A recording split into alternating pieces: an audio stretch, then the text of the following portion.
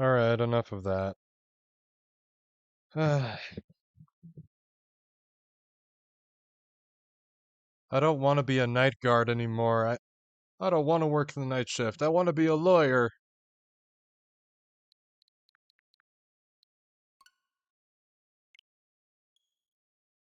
Hello, hello, hi, hi. What's up?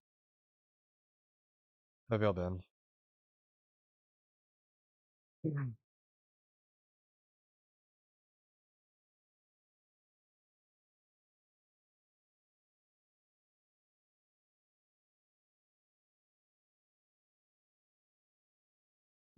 Oh wait, my controller thing's upside down.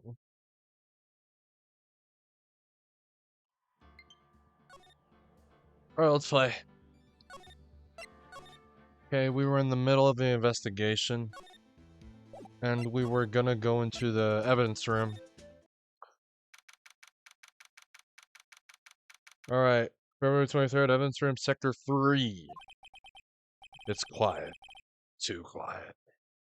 The investigation must be over here.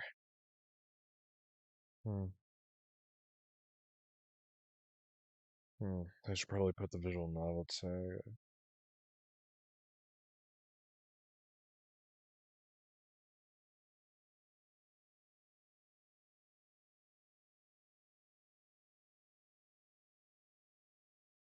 Alright. So, this is the evidence room? It really is kind of like a graveyard. Graveyards are supposed to have grass and trees. This feels more like a morgue. Nice try, Mr. Wright. You can't scare me. Ah! Ah!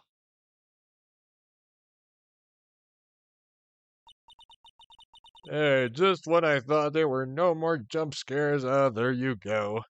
Sorry, I thought you were a ghost. I wouldn't recommend going around smacking ghosts on the head, pal. So is it true what I heard? Right, so please, do I look like a selfish man? Heck, if anybody asked me, sir, can I borrow $50? I give him $50, no problem. So, go ahead. Investigate that room to your heart's desire. Knock yourself out. Yeah, it's true. So, Chief of Police Gans. Will loan A1 $50? Even me?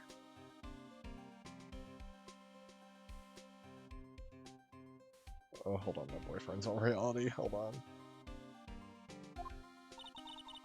Oh, so that's what you were talking about.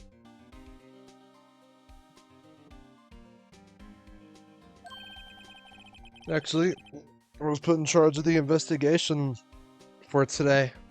Sorry if I'm a bit slow. Just for today? Boss for a day. But guess what? You got permission from the chief, so now you're boss for a day. Gee, thanks. First of all, you'll want to have this. Evidence from employer pans as the core record.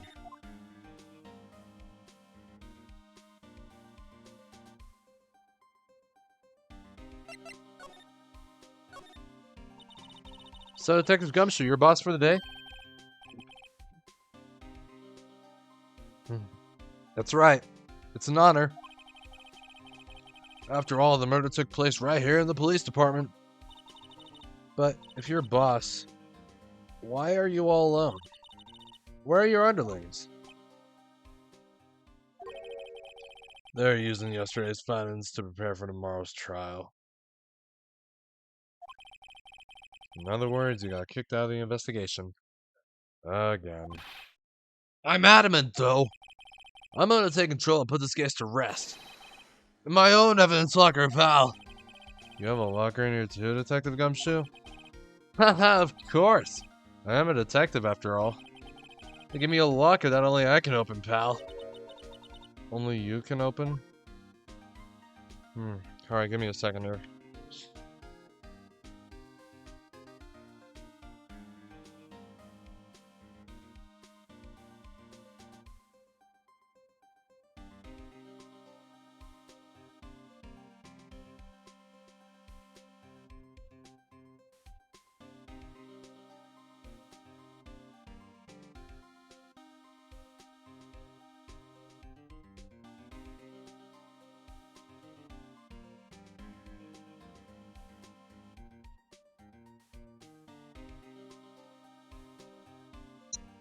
Okay, back.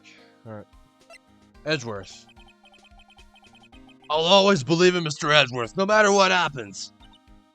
So, Mr. Edgeworth is with the inquiry committee now, right?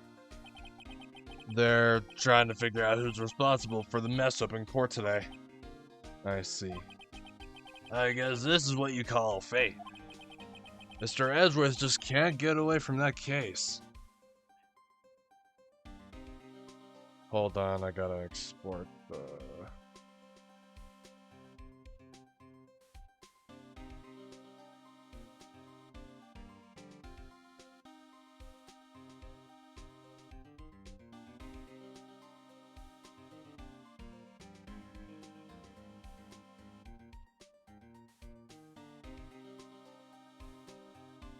Okay.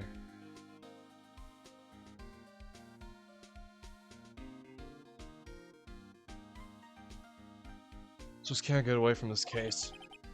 That case? Yeah, that case! The SL9 incident, of course. That was the beginning of the end for Mr. Edgeworth. Maybe we can get him to tell us more about the case. This place is more high-tech than you might think. Every locker is fixed so that only one detective can open it. Using their ID card? Well, that's the thing, pal. ID cards can be lost. Why, I'm on my 3rd card since entering the force already. Well, that sounds like a lot. Yeah, but even I can't lose my right hand. Right hand? Oh, you mean your fingerprint? Exactly, pal. The lock for each locker is coded with a fingerprint. So the only locker we can open is our own. Oh, crime scene. Funny? They all look like normal lockers. These are the latest model. There's a trick to the handles, see? The handles? On the other side of the handles is a sensor, and if the wrong person touches it, zap, you get a shock! Oh, if that's what happened, my hand would be black and smoking every day. In any case, the locks aren't that obvious. There are even some people on the force that don't know about the fingerprint locks. Only assigned detectives' prints can unlock it. Indicator lamp lights up when it's open.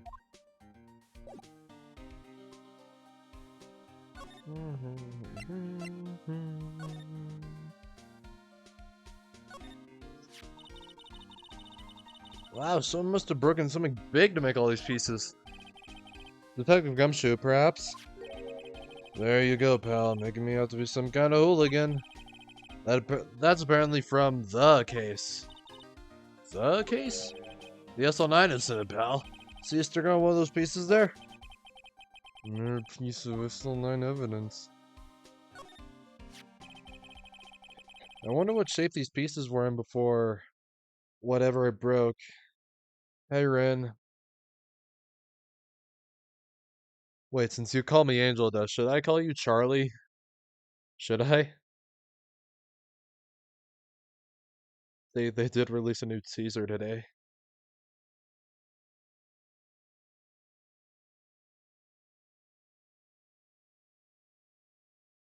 Well, Charlie, Aspen Hotel. You forgot?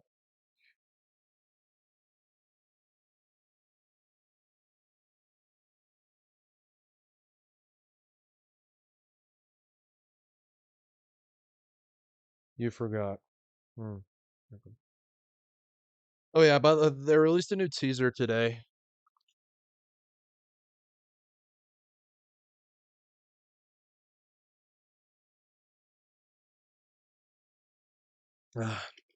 Anyways, back to the topic at hand. I wonder what shape these pieces were in before whatever it was broke. Yeah, they did. You want to try to put it back together? Ha! Good luck, pal. That's no job for amateurs. Well, I spent a good 3 hours on that before I had to give up. Well, that's why I always carry around a tube of glue. Well, this piece looks like the bottom. Let's try putting the rest in place. Oh, hey, we're gonna solve the puzzle!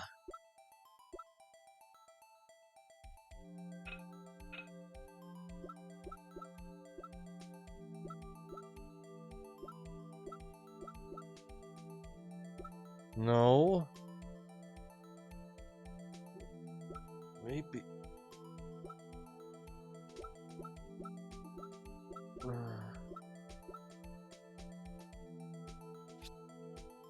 No.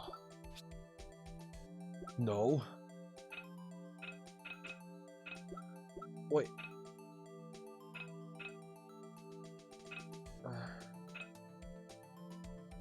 You have to say, no, not the scythe. Why'd it have to be the scythe?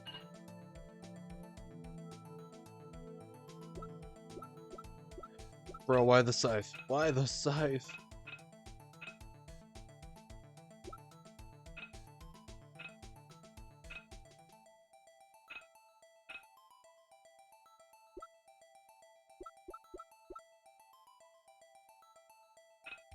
Because you don't want it to break.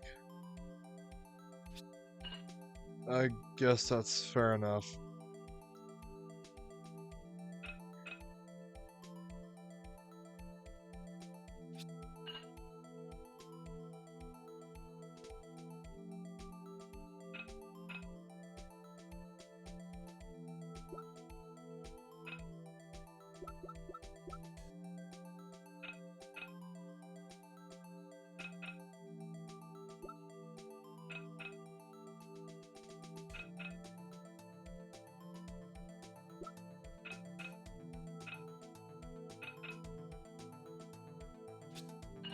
Oh.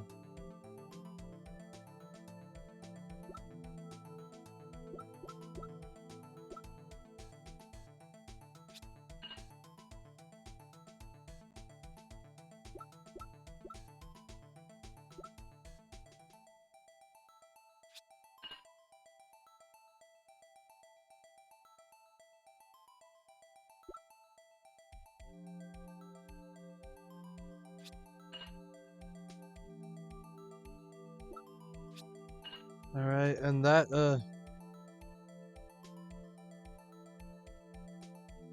wait, one piece is missing? Uh-huh. Well, I think we did it, but some of the pieces are missing. Yeah, I got that far too. I got that far too, and I got that far. I'm being dyslexic right now. Yeah, I got that far too in 2 minutes. I got that far too in 2 minutes myself. The problem is finishing it.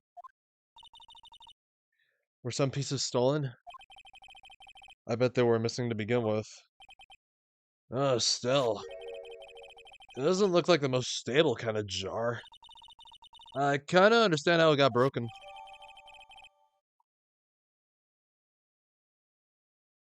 Jar piece back together from fragments. Crime scene. Pieces missing.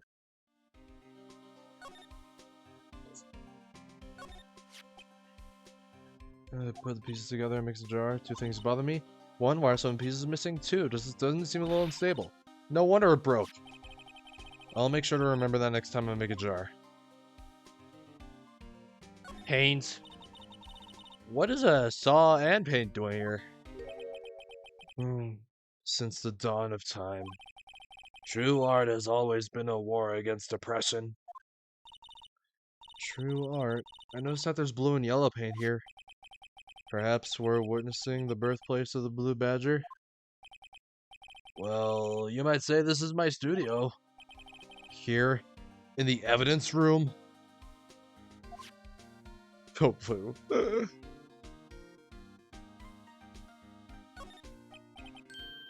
What's this?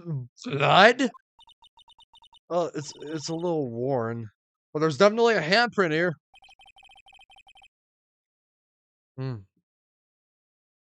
Looks like someone tried to wipe it off. Mr. Wright! What if there are other bloodstains left in the room? We should use her testing fluid to check it out.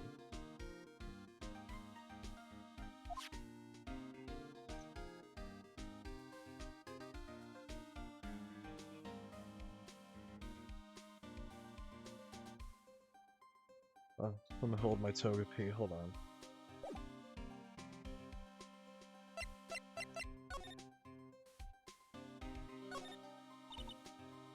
Stuff with Evan, stuff with dreams. Not so sure about the dreams. It won't open. Did you really think it would? Hey pal, let's security side check around here.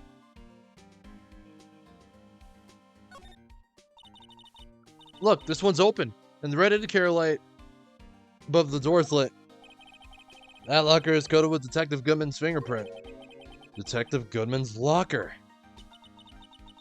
Are you sure it's okay to leave it open like that? Well, it'd be hard to get it open again if we close it. It's empty. They must have taken the contents elsewhere.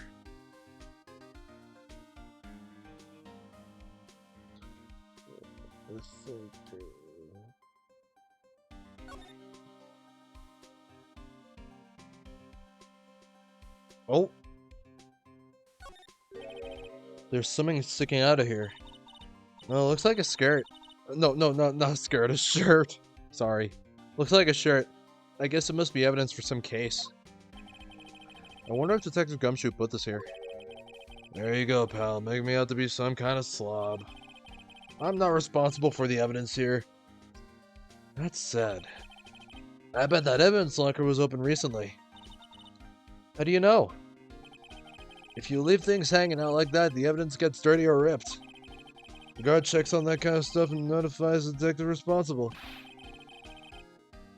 How many times have I had him breathing down my neck about some silly evidence? Sounds like Detective Gumshoe leaves evidence hanging out a lot too. I bet he doesn't tuck in his shirt under that trench coat either. If you're going to talk behind someone's back, don't do it right in front of them, pal.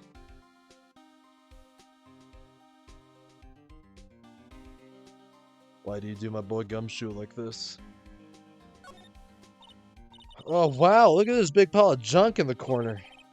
That looks like a car door. There's a pair of handcuffs attached to the frame. Maybe the guy they caught was some sort of escape artist and he got away. Hey, it's one of those human profiles for range testing. He's been shot square in the forehead. Better him than us.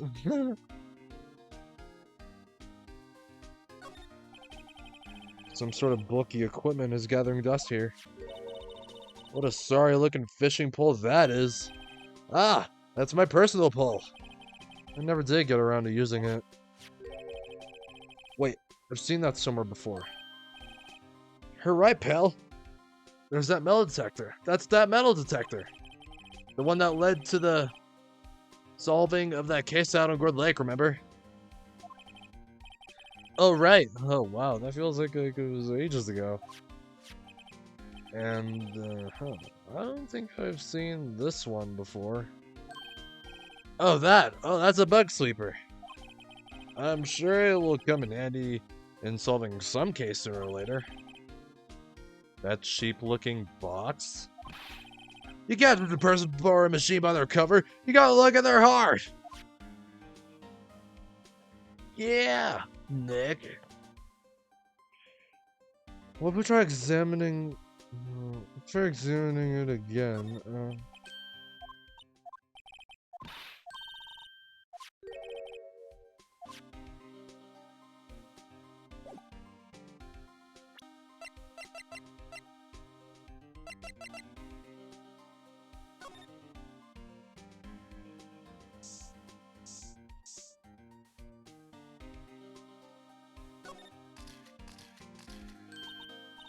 I knew it. This is someone's right handprint.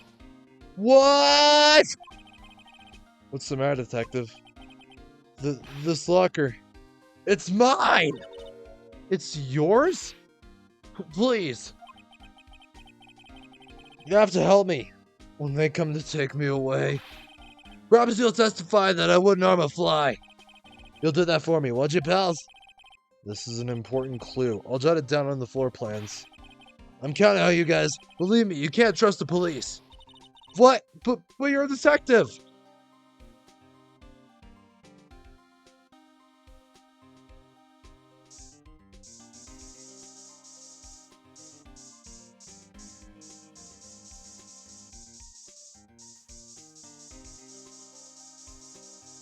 Oh.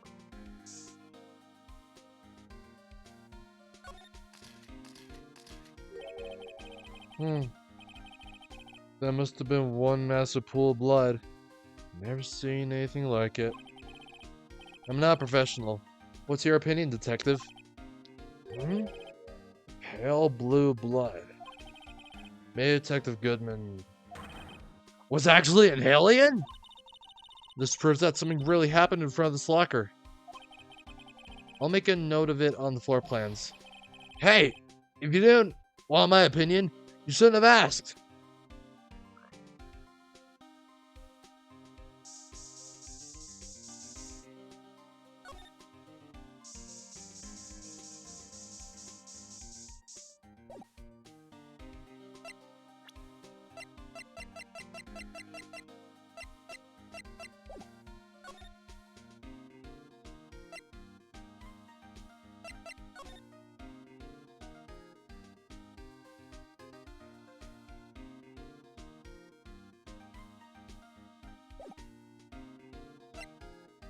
Well.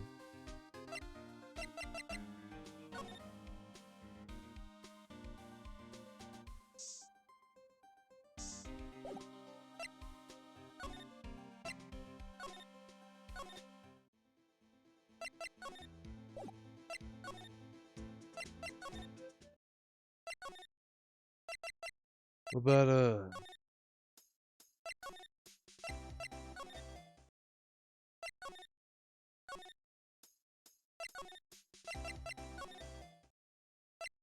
Wait, do we still gotta talk to Gumshoe or something?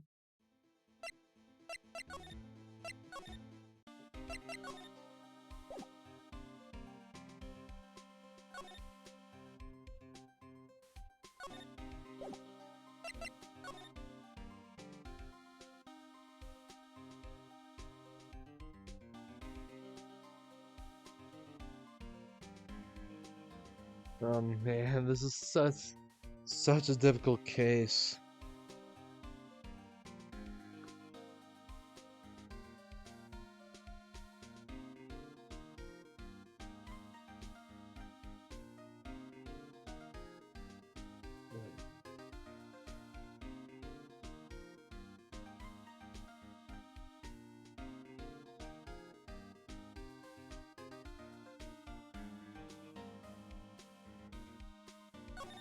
Hmm.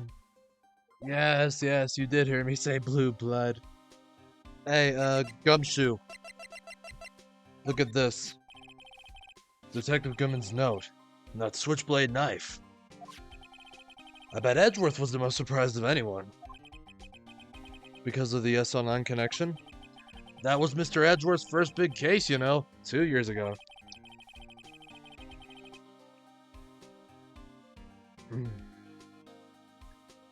That was the first time the world knew Edgeworth was a man to be feared. But why would evidence from that case turn up now? I guess it's not over, pal. Maybe there are some loose ends left on that case.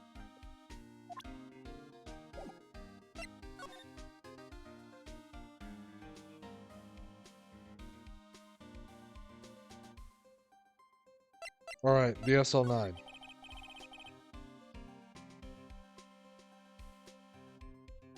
Now that was a bloody, violent case. Violent. So it was a murder? A serial killing? No, nothing. No. If it was Danganronpa, it'd be much worse. No, really.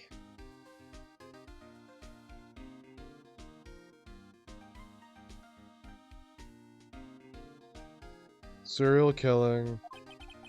A serial killing. Maybe I don't want to get involved in this after all. But the killer made a mistake, and Mr. Edgeworth built his case around that to nab him. And this was 2 years ago? That put Mr. Edgeworth right in the spotlight, and started the rumor mill. Rumors about forged evidence. It was supposed to be all cleaned up with the transferal the other day. It was the last job he ever did. Detective Goodman, that is. Huh? What do you mean? Detective Goodman was the detective in charge of the SL9 incident, see? So, that switchblade knife. The victim took the knife out of the evidence locker himself? I don't know.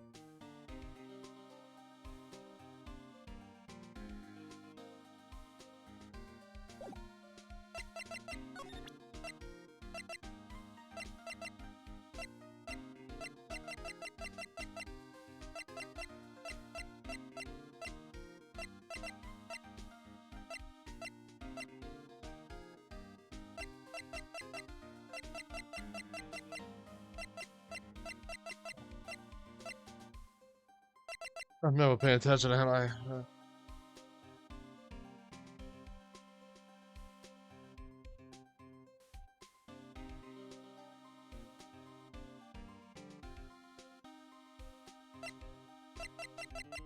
Oh wait, we don't have it.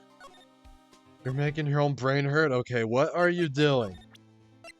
What are you doing?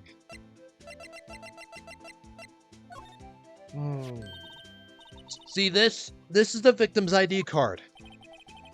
Ah, the one that was on the ground in the parking lot? The number on this is 5842189. Officer Marshall, show us that ID card record again.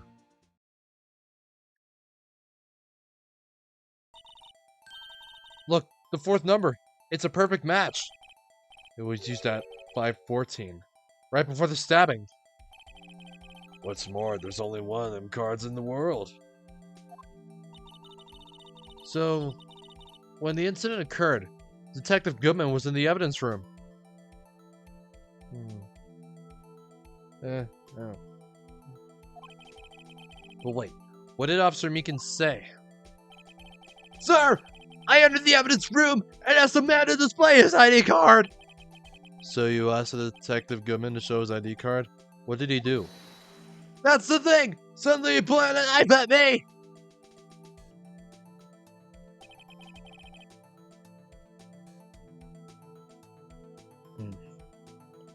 If he had his ID card then, why would he have pointed a knife at Officer Meekins? Alright, compadre, you win. I guess I can give you this ID card record.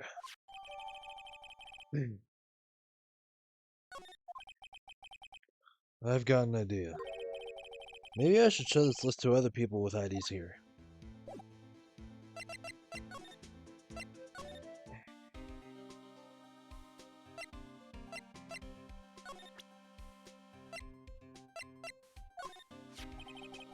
Could you take a look at this? This is the ID card record of the people who came in here on the day of the stabbing. Ah, I heard the rumors. So, it was Goodman who got...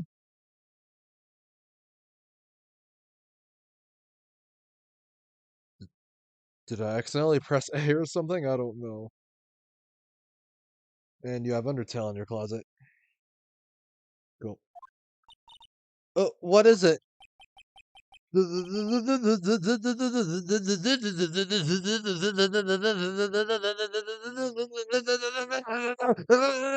Second number!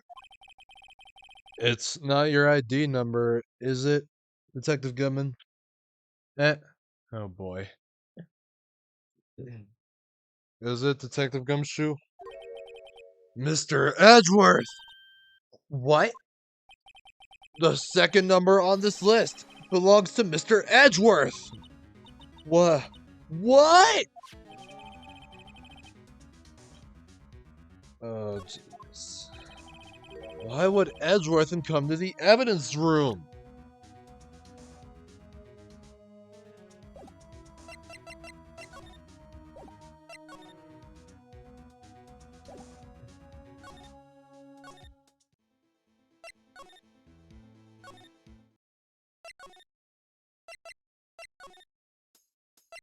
I don't know if I have this right. I don't.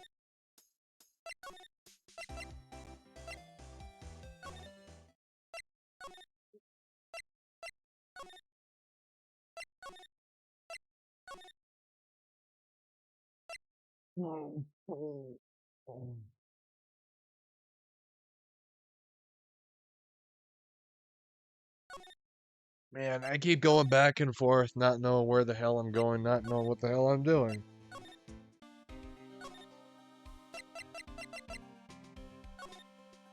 You have a door in your closet, at least to nowhere.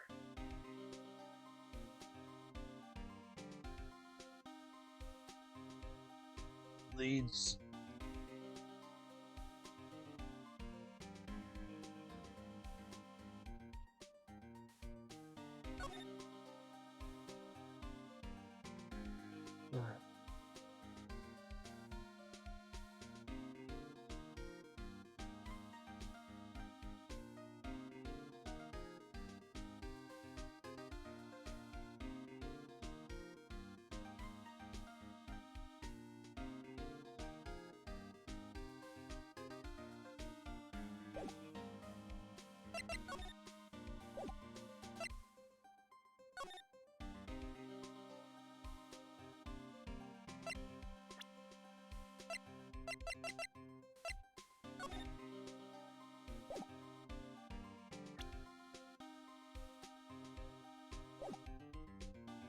I don't know. I don't know. Am I stuck?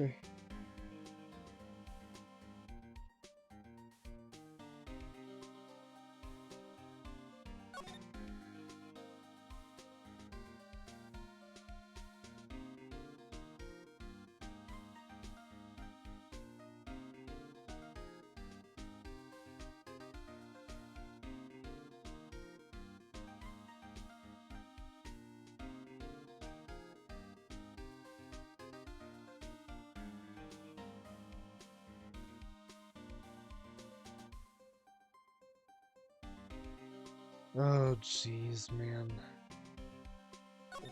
What the hell is next?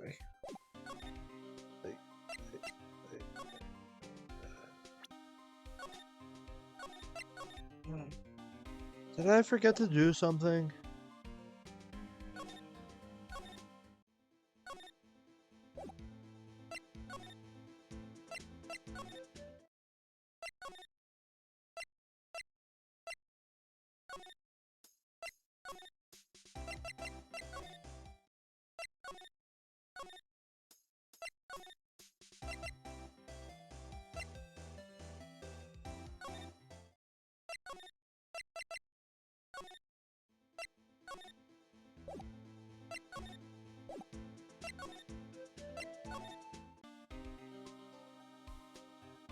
Oh, man.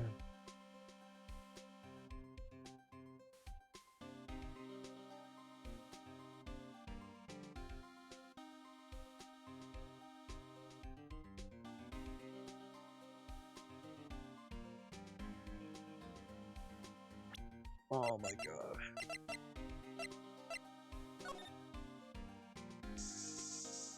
I forgot all about this.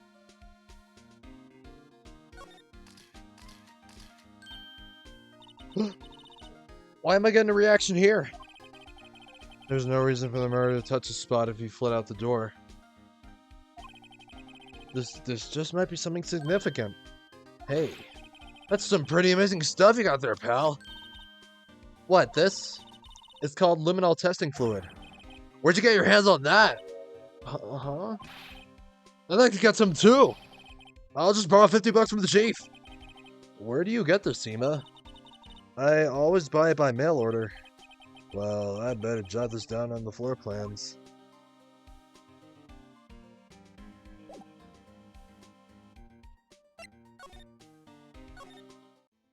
Well, I guess that's everything in the evidence room. Sure, it's have gumshoe about everything. So, yeah, I guess now we can go here and... No?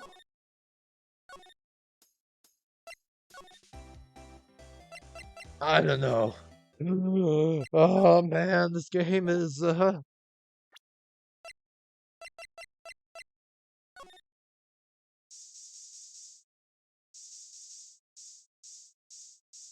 spray them.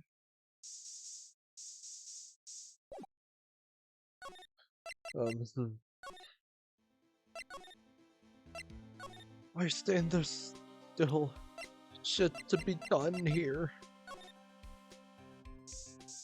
Spray everywhere.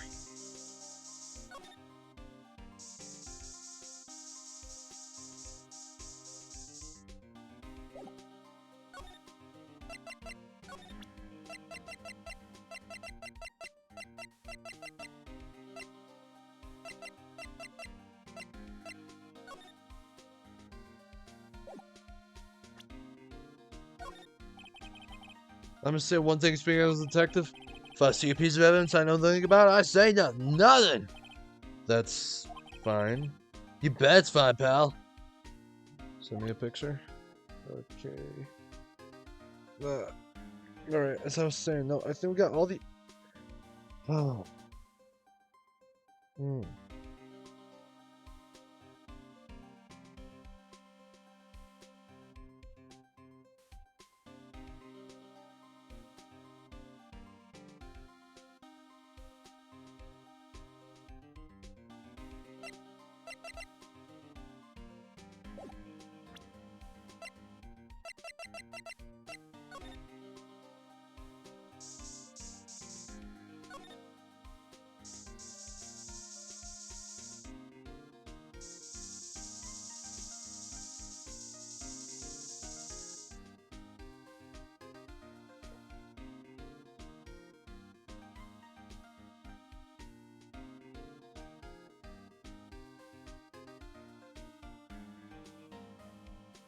What did I forget?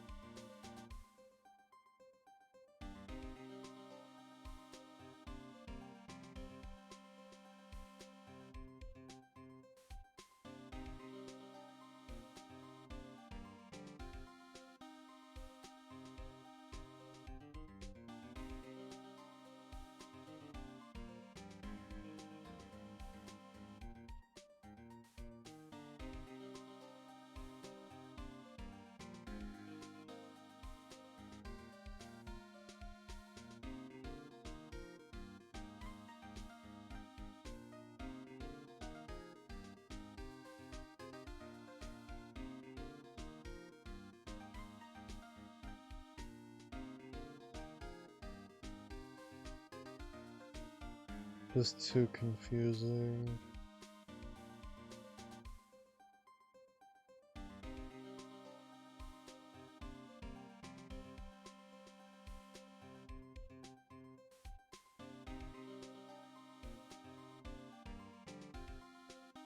Yeah, I saw them.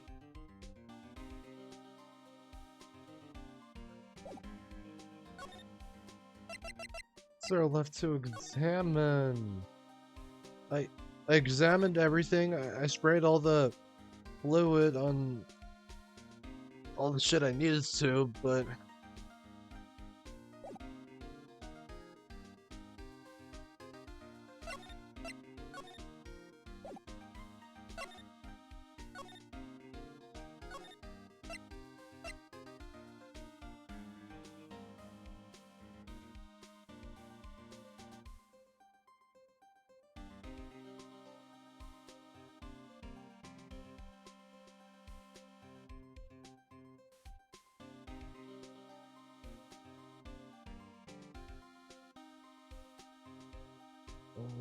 I'm lost.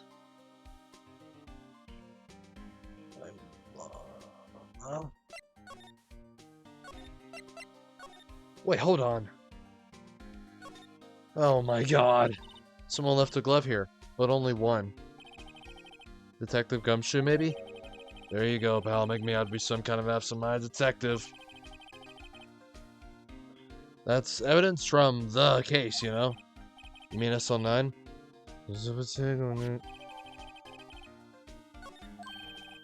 Hey, pal, look at the time. Is there something he needs to be going to? It says that Mr. Edgeworth and Query Committee should be letting that soon. I'm gonna go give him my report for the day. It might help, you know. Report? You mean the note written on the back of that flyer? The one that says nothing but no problems? Hey, it's Mr. Edgeworth we're talking about. I'm sure he could use a report like this. I believe in him. Who needs that? Who needs enemies when you got friends like Detective Gumshoe? I'm off, pal. Later. I should probably see what Edgeworth has to say too. Alright. Now we go talk to Edgeworth.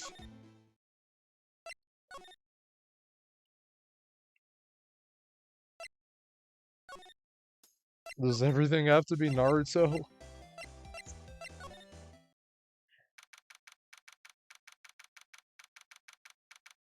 Room 1202. Ah! I guess. My apologies. Oh, it's you. Have we met somewhere? Huh? Mr. Edgeworth, I beg your leave. So long. Is Edgeworth here? There, standing by the window, teacup in his hand. Right. He has the hotel bring him tea service? Mr. Edgeworth, you're back from the district prosecutor's inquiry? I am. By the way, Detective Gumshoe was looking for you. Ah, yes. He brought me the latest information, it seems. Oh, really? Was it helpful?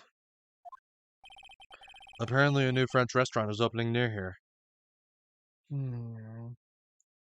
Gremlin, what's up? What's up? I think he was trying to console me somehow. The real Info is on the other side, Edgeworth. Poor Mr. Edgeworth. I think this whole thing is really taking a toll on him. Inquiry committee. So how did the inquiry committee go? Actually, they decided not to treat this. They decided to treat this not as a case of concealing evidence, but as a communications error during the investigation. Hags. Hags. Concealing evidence? Yes, apparently there are some who believe that concealed evidence.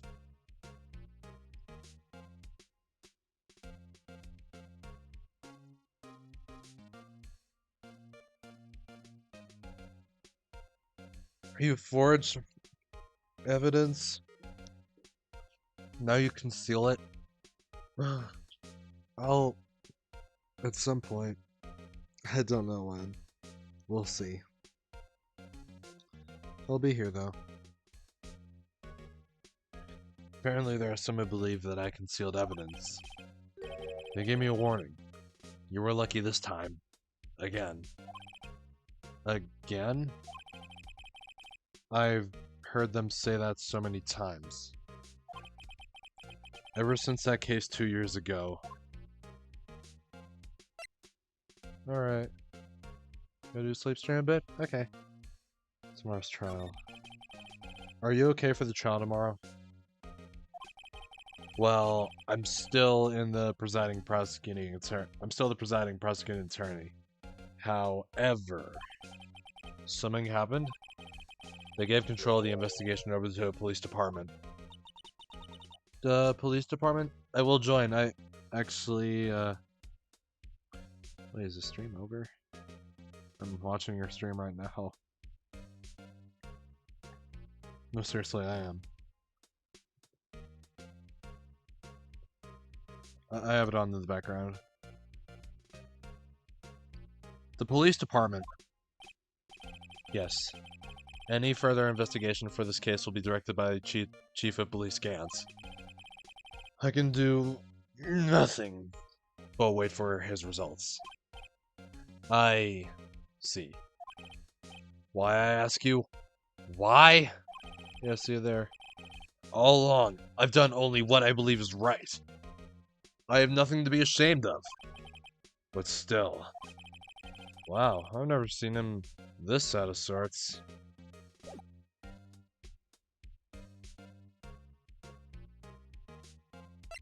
I guess now we gotta present him with this. I know you. You've probably got a hold of some information already, right? It all has to do with that case you were on.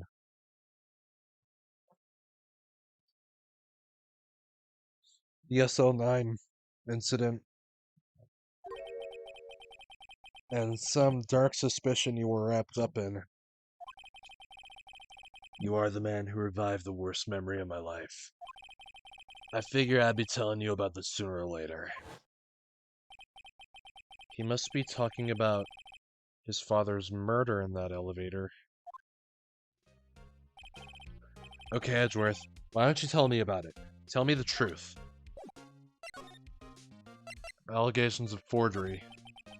The SL9 incident was a heinous serial killing case.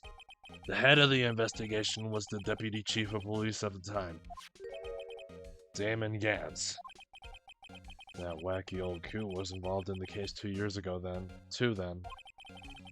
He was a top officer, and it was my first time working with him. I was nervous. Wow, you getting nervous too, Mr. Edgeworth? What I want to know is why was a Deputy Chief of Police on the investigation? In truth, I used slightly more extreme methods than normal. We were dealing with a vicious murder. If I let him go, the blood will be on my hands. We won our guilty verdict, and the killer was executed. Wait, you didn't... Of course not! I didn't touch the evidence. Yes, I will do anything in my power to win a trial. However, I do have a code, and I follow it faithfully.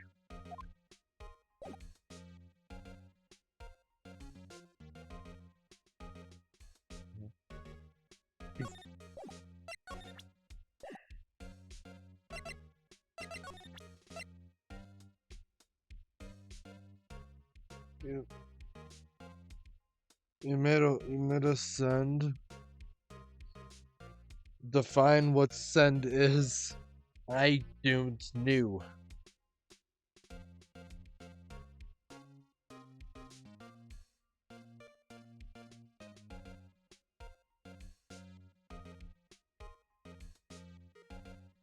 You made a.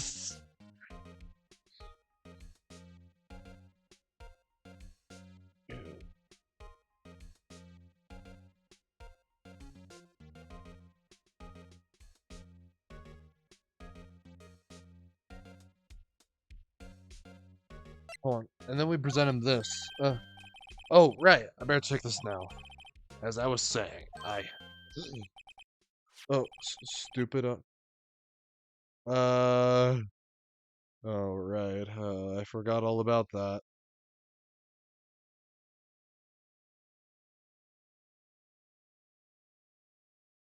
Oh, God. What's this? A record of ID card usage? Edgeworth, you went into the evidence room that day, didn't you? Just before the incident occurred, no less. Yes, that's true. Why, Mr. Edgeworth? Please don't look at me like that. I was asked to go. By Chief Gant, no less. The Chief of Police? He wanted evidence for a case that wrapped up half a year ago. He told me he wanted me to keep it here in the prosecutor's office.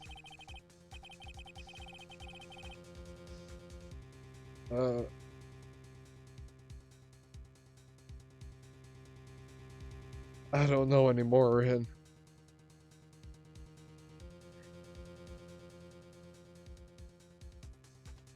But it was solved, right?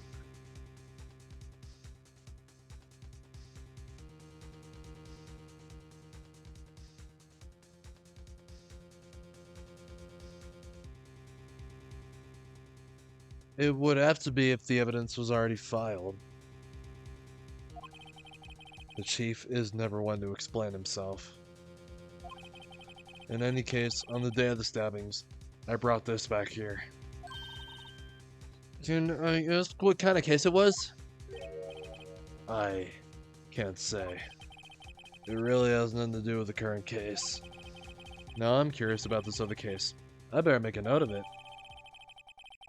Unrelated evidence, screwdriver. If I want to help for a stupid reason, what would it be? I don't know. Stubborn as always. I told you this has nothing to do with the current case. By the way, Ima, the chief prosecutor wanted to know something. My sister? What? If you were still studying forensic science? Huh? Yes, of course. Why, just today, Mr. Wright and I were using this. Luminol testing fluid, huh? Well then, you might have use for this. Aluminum pattern for taking fingerprints. It's been chemically treated for better adhesion. For me? Are you sure? We are the enemy, you know. I have no say in today's investigation. Do as you will. Edgeworth, I'm really... No need to thank me. Here, take your powder and these fingerprint files. And these fingerprint files for everyone involved. You still don't trust Karma? Yeah, but we're done with Karma. This is Edgeworth. Thanks. How about giving these to Detective Gumshoe as well? Well, let's get going. Well, last investigation. Right. I do seem to remember seeing a suspicious handprint somewhere.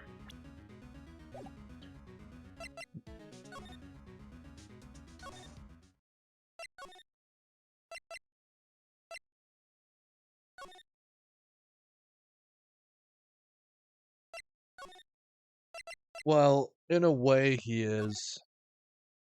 But, no. Manfred von Karma, yeah. Pretty sure he's done being a prosecutor.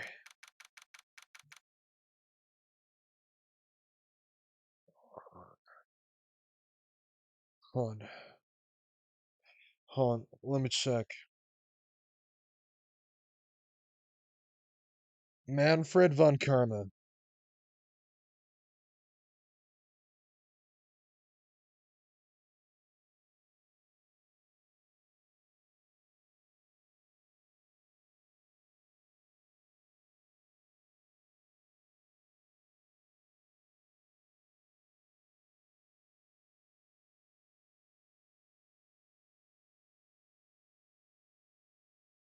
Alright, deal 6.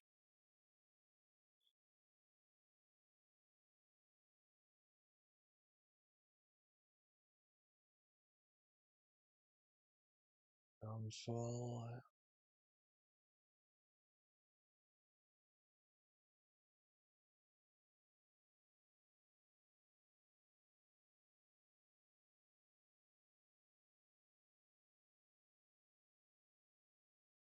We'll find out later. Our investigation turned up a suspicious handprint. Here, in this blood on the detective's evidence locker. Let's use the secret weapon we just borrowed. Right, let's get started. First, choose a finger. Finger? Each finger leaves behind a slightly different imprint. So let's choose the finger that will have left behind the clearest print.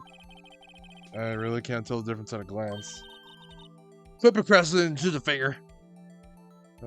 This one. Okay, now it's time to check for prints. Let me show you how it's done. Emma's starting to get that sparkle in her eyes. First, we sprinkle the aluminum powder around. Huh? How do you do that? With the A button, see? It looks like that did the trick. The aluminum powder adheres completely to the print. Once the powder is well spread, just blow away the excess. Huh? How do I do that? With the X button? Exciting, I know. Imagine you're blowing out the candles on a birthday cake. Wow. That looks like fun. Might take some getting used to, though. Oh, it's fine. It won't go up your nose or anything. You just pour the powder on thick and blow away the extra. Those are the basics of fingerprinting, Mr. Wright. I guess I better give it a try.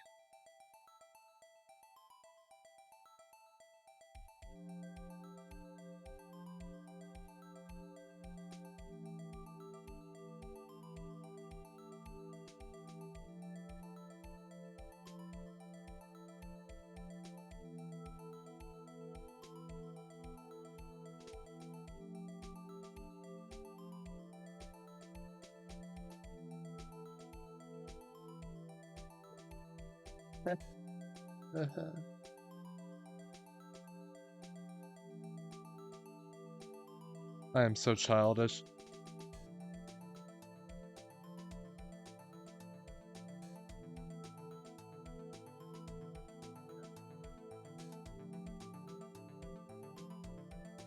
Oh, Jesus.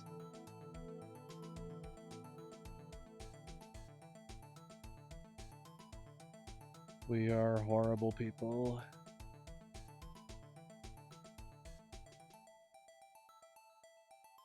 Why am I doing this? This isn't even necessary. Okay. You, aha! You. You did it! You found one! But this looks nothing like a fingerprint. Now that you mention it, I guess it doesn't. What does it mean? I think it means we're out of luck. Out of luck? Is it because I put too much of a... The person who left this handprint must have worn gloves. Don't tell me we've been wasting our time here!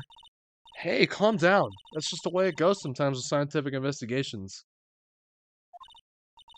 But it does seem a shame.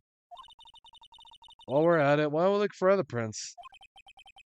Other prints? Looking at the locker door again closely. Seems like there are fingerprints outside the bloody handprint as well. Let's see if we can find a clear print. Fingerprints outside the blood. This one. Is that a child's handprint? I think it is.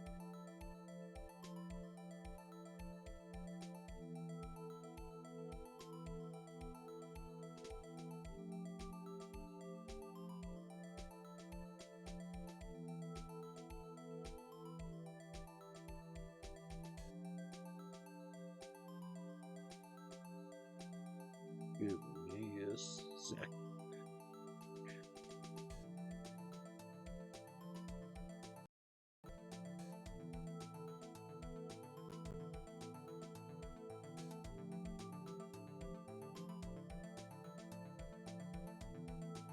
What?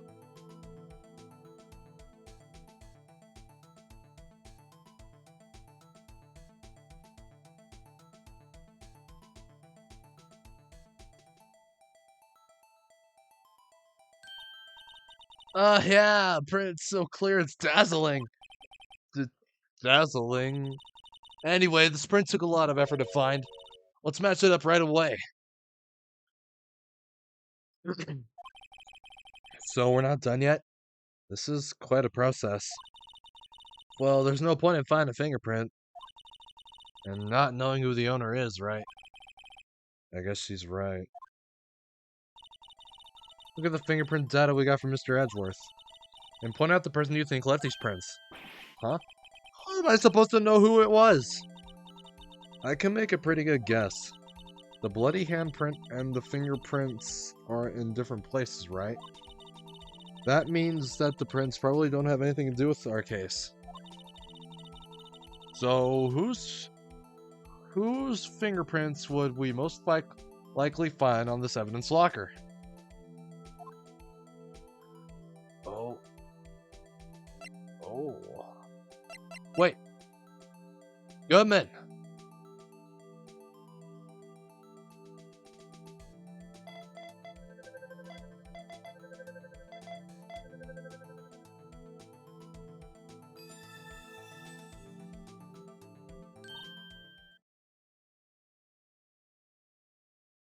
Wait, did I say Goodman? I meant Gumshoe, sorry. Aha! So these prints belong to Detective Gumshoe. Something wrong, Mr. Wright? You gave me this so what look. I guess that's probably because I was thinking, so what? Okay, so we came up with nothing this time, but there's always next time. Sometimes you hit, sometimes you miss. You win some, you lose a few hundred. You gotta roll with the punches, Mr. Wright. Thanks for the sympathy. Wait, if I remember correctly, there was one other handprint in this room. Let's check it out. Alrighty. This is where we got a luminal flu reaction, right? Right! There was a handprint here. Okay, wanna try using this? There go her eyes sparkling again. Check for prints. Okay, let's check for prints. That's the spirit! Oh, but I have to warn you about something first. What? The area with the blood was wiped away, right? We only ended up finding it using chemical means. Any prints in that area will have been wiped away too. Oh, right. So that means no prints. Would you say the probability of your hypothesis is high? Don't ask me!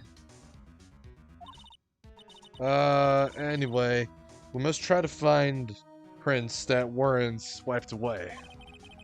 Prints other than the ones left by the bloody hand.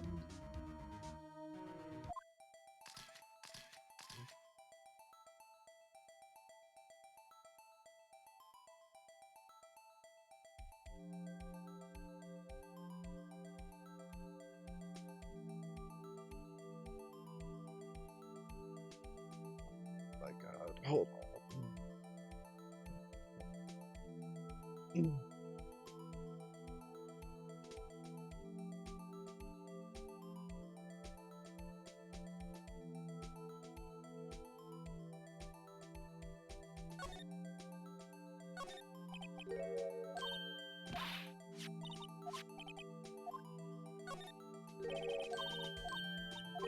Oh god.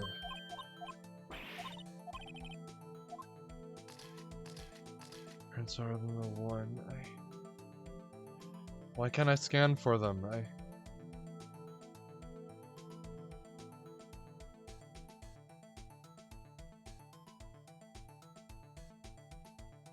And you found your ice cream. Yahoo!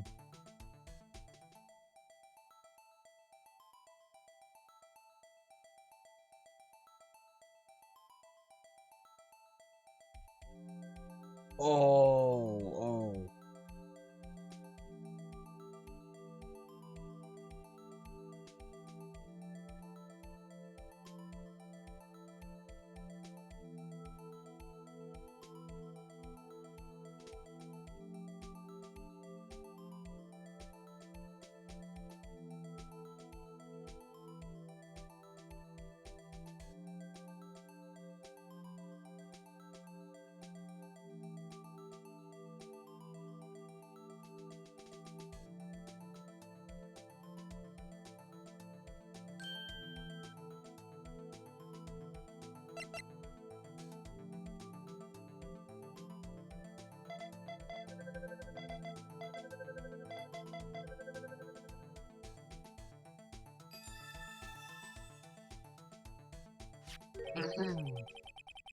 Hey, these fingerprints say...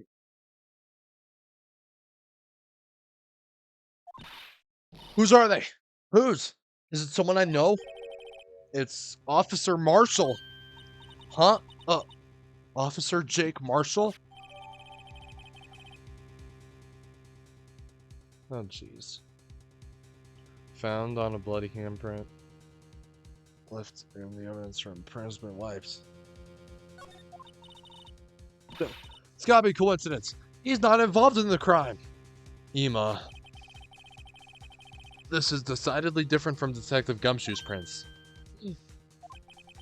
A liminal reaction. The blood and the fingerprints are in the same place. Oh. So, we have Jake Marshall's fingerprints on a wiped bloodstain. But why would Officer Marshall... It looks like our investigation has finally turned up some results. I guess this is what you call decisive evidence. I don't believe it.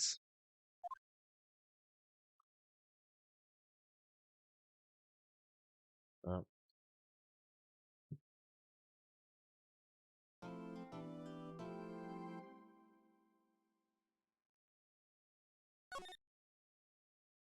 Ah. Alright. Now here's the trial that will take forever to finish.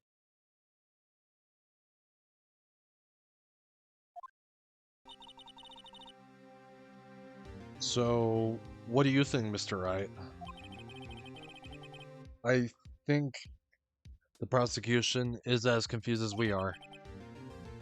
After all, the victim was murdered in 2 different places at the same time. And a different suspect was arrested at each of the crime scenes. Lana! Good morning, Mr. Wright. I apologize for yesterday. I was indisposed. I hope they didn't hold you too long for questioning. We just finished, actually. I'm used to all-nighters, though. Yeah, I am too. So, how'd it go? It's as Mr. Wright suspects. The police are clueless. I figured as much, so I struck a plea bargain. A plea bargain? What do you mean by that? We agreed that if I told them the truth behind this simultaneous murder, they wouldn't seek capital punishment. That's what I mean, Ema. But Lana! Don't tell me you... Much to my regret, I'm as much in the dark about this as they are. Miss Sky. Huh? We found trace evidence of a certain person in the police department's evidence room. They belong to Officer Jake Marshall. What kind of trace evidence? Bloodstained fingerprints to be exact. That's the trump card I have up my sleeve today. You do understand what this means, do you? Don't you? If, in order to defend my sister, you're gonna accuse Mr. Marshall? We have to play the cards we're dealt. Isn't that right, Miss Sky? Do what you have to do, Mr. Wright.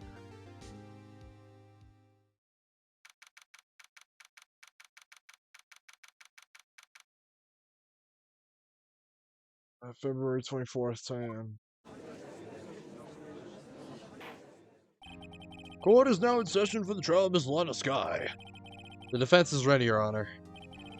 The prosecution is... Huh? I'm afraid you'll have to clarify. It takes 30 minutes by car to reach the police department from the prosecutor's office.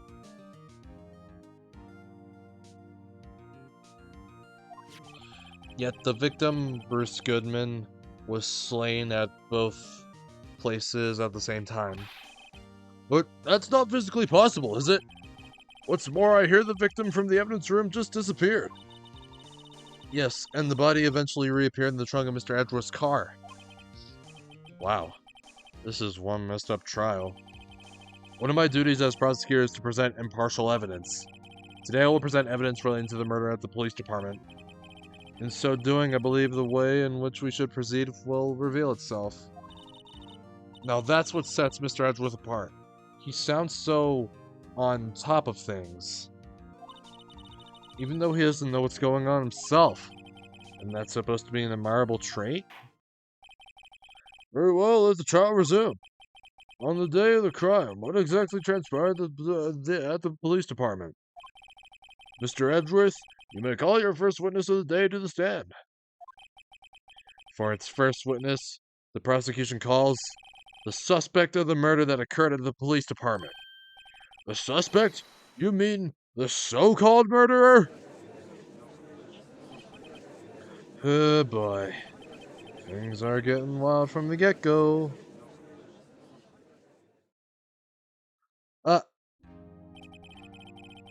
Will the witness please state his name and occupation? Yes, sir! I am Officer Mike Meekin, sir! My occupation is, that would be murderer, sir! What? What? What the fuck? What the fuck? What the fuck? What the fuck?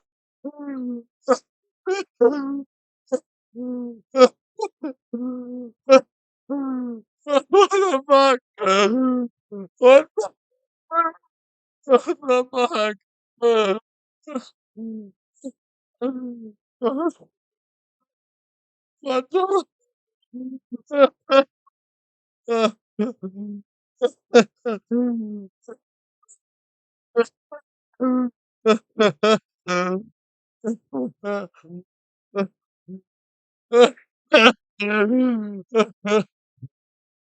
Oh my god. Oh, oh, oh my god.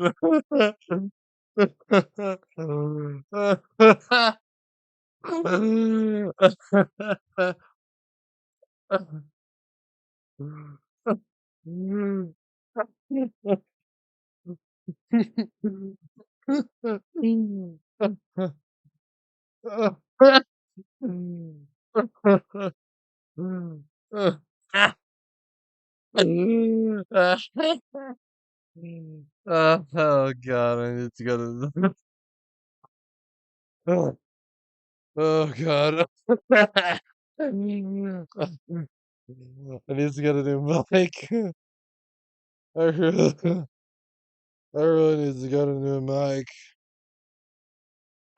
Oh, madre míos. Madre míos.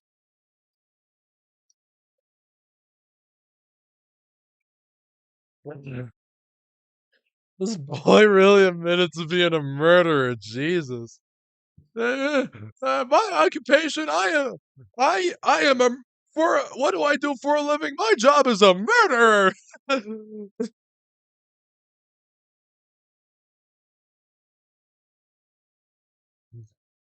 Oh my god, dude. Jesus Christ.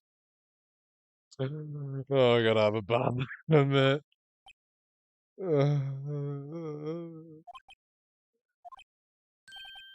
Uh, so you're telling us you're a professional killer. Sir, it was me, sir. I'm the one who did it. I'll never kill anyone again. Ah! Ow! Actually, well, that's sorry. I'm what you would call part of the uncontrolled race, sir. Ow! A person whose actions adults can't possibly comprehend.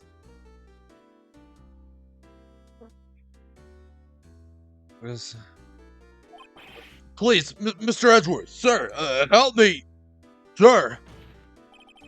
Officer Meekins. Yes, sir. Give us your report of the crime. Consider that in order. Yes, sir. As you wish. After all, I am part of Jet Race. I must be done with them. You can't fault him for a lack of enthusiasm. Crime report, sir. Although it's not my normal duty, I was assigned to guard the evidence room that day. I thought suspicious man. I was scared to scream. I went to the room. I was only doing what I was trying to do, sir. I was suddenly attacked. I fought for my life. I did it. After that, I passed out. Till another officer smacked me away.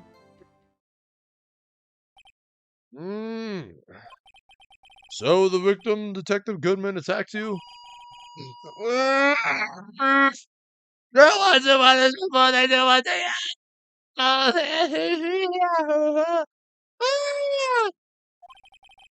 That's to make its family battle, sir! I see. Then you fainted, and a colleague helped you regain consciousness. Yes, sir! He knocked me upside the head, sir! Very well. The defense may begin its cross-examination. What I need here is more info to work with. This dude is a complete mess.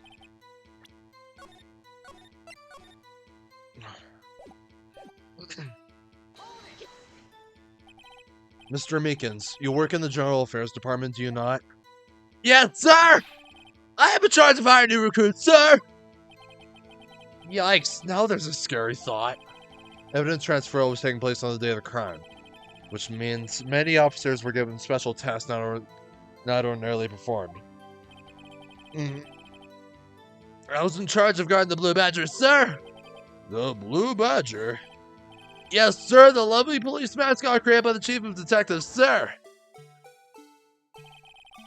I was to ensure I wasn't broken in the transferal process! That was my sole mission for the days!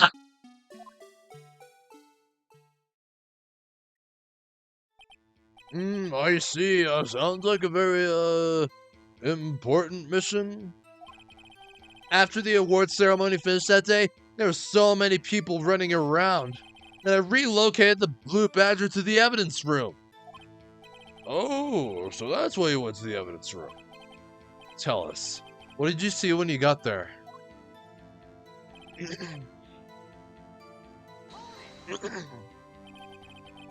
In order to enter the evidence room, you need an ID card, am I correct? Precisely, sir! I have one right here around my neck! So then, your ID number should be listed on here, right?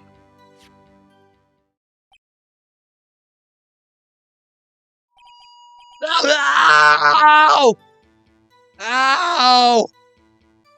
There it is, I found it! This is the one right here! Could you please read us the number?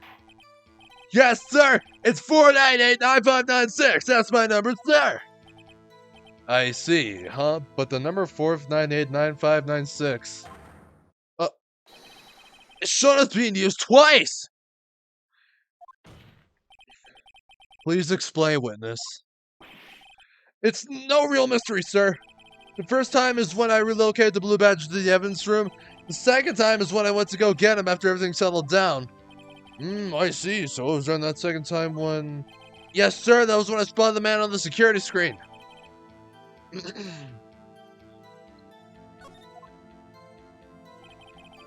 I was only doing what I was trained to do, sir.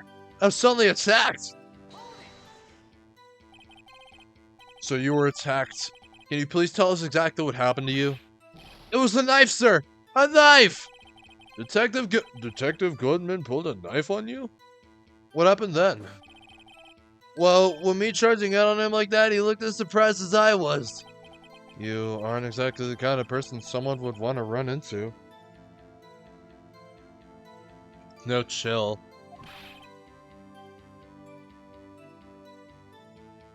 That's when I reacted, sir! I swung my arms like an octopus, struggling to detain him. That's how I got this gash on my hand. Maybe if you just kept your cool, your hand wouldn't be... When I saw the blood trickling down my arm, I panicked. I grabbed the man by his collar. I fought for my life then. Or did it? What exactly do you mean when you say you did it?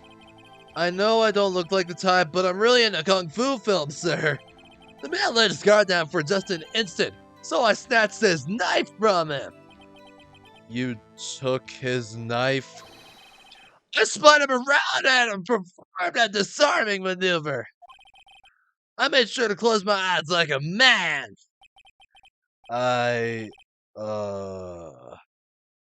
See. He must have been desperate. The next thing I knew, his white coat was drenched in a sea of my blood, and then... Wait. The next thing I knew... Yes? He punched me right in my face, sir! Wait, this is your favorite character?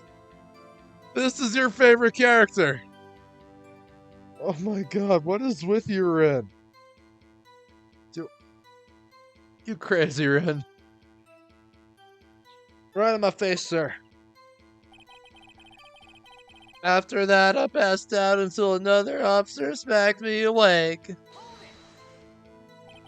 About what time did you regain consciousness? No offense, sir, but how am I supposed to know that? I was unconscious. Oh, right. According to the report from the officer that woke up the witness, it was about 5:30. He hit me right in the head, too. I woke up crying tears of pain. Oh, that's nice. I mean, it's nice that you recovered, that is. When I came around, though, I made sure to finish my mission, sir. Your mission? Yes, sir, the Blue Badger, sir.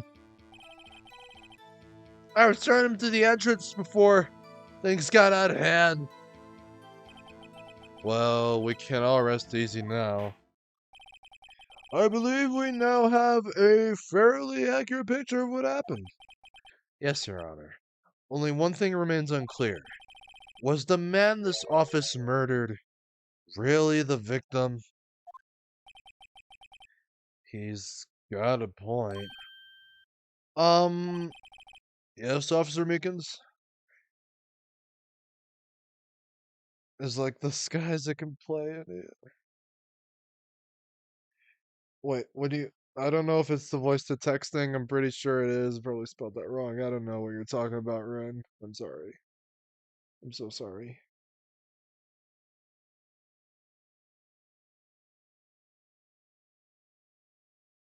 Yes, Officer Meekins? With regard to that, sir... Take a look at this! It was sent in my jail cell! Chief Cat delivered it to me just this morning, sir. The chief delivered it? What is that? Videotape? Yes, sir, that's absolutely right, sir. A videotape, sir. It contains footage from the security camera in the evidence room.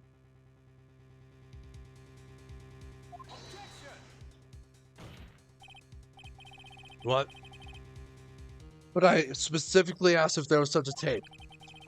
And was it told... and was told to have been mistakenly erased. That's quite a mistake. I just do what I'm told, sir. It's the only thing I'm really good at.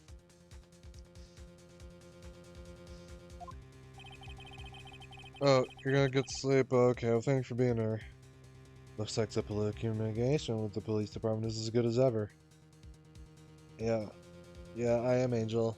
Good night, Ren.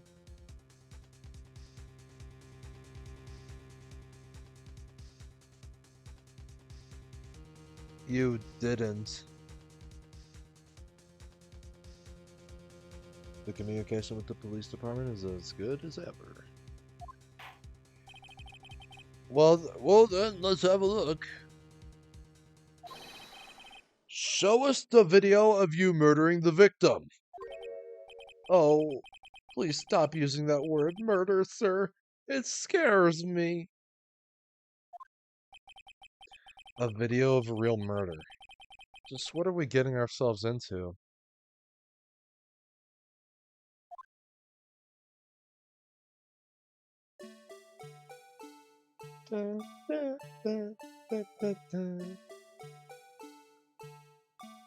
Right after the trial's over. The trial's never gonna be over. Oh.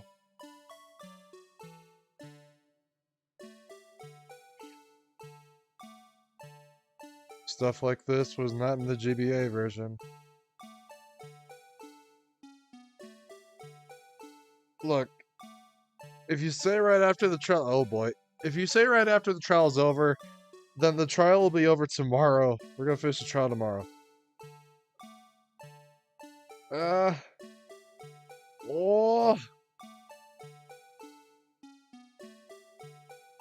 Oh my god. It's missing some really important stuff. Like, don't look away. Oh boy. Wait, he got knocked out. Wait, that all happened so quick.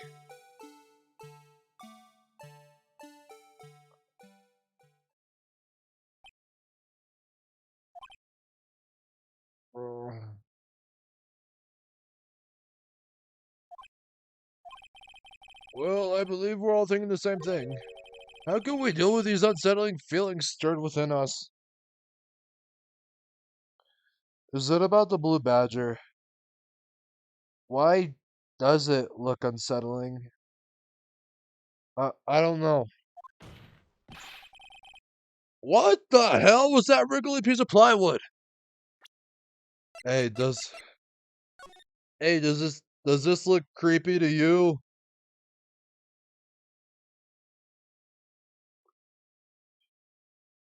Does it now? Be honest with me.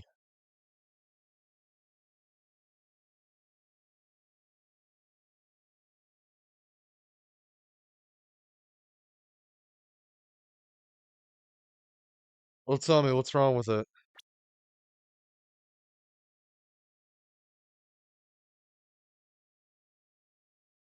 Guess I don't know. If someone could point it out for me, then maybe I'd understand it.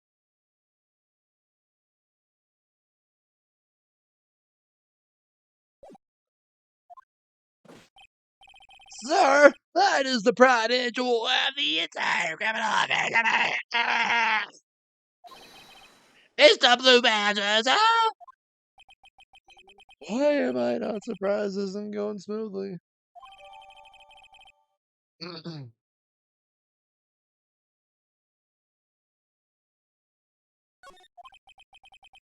Yes, well, anyway. This tape seems to prove that the witness did indeed encounter someone in the evidence room, and some sort of... I didn't get to read that, I'm sorry. Your Honor, instead of relying on clearly incomplete footage, the witness's testimony will suffice. Is that alright with you, Officer Meekins? Alright, now you're going. Alright, in that room. Sleep good. Yes, sir! As you wish, sir! Mystery man. His face can't be clearly seen in the video, but there's no question that the other person was Detective Goodman, sir. I mean, he opened the locker, which required Detective Goodman's fingerprint to do. The locker he opened is unquestionably Detective Goodman's locker, sir. So it must be him! It must be him! No one else could have unlocked it! What's this about a fingerprint? Each detective has been given a locker equipped with a fingerprint-activated lock. These locks ensure that each locker can only be opened by the detective it belongs to. Intriguing. That would mean the victim at the crime scene would have to have been Detective Goodman. Very well, the defense may begin its cross-examination. I don't know where this cross-examination will lead, but everything begins with contradictions. That's where I have to start.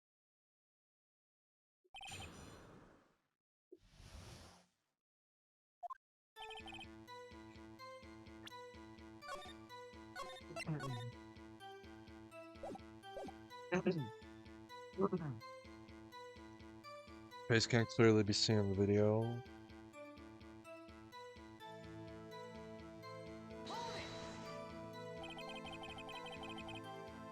Tell me, were you able to get a good look at him? At the face of the man who attacked you with a knife? Sir, if you must label people as having seen or not seen the man's face, I believe I will be classified as the latter. The latter? But you were standing right in front of him, were you not?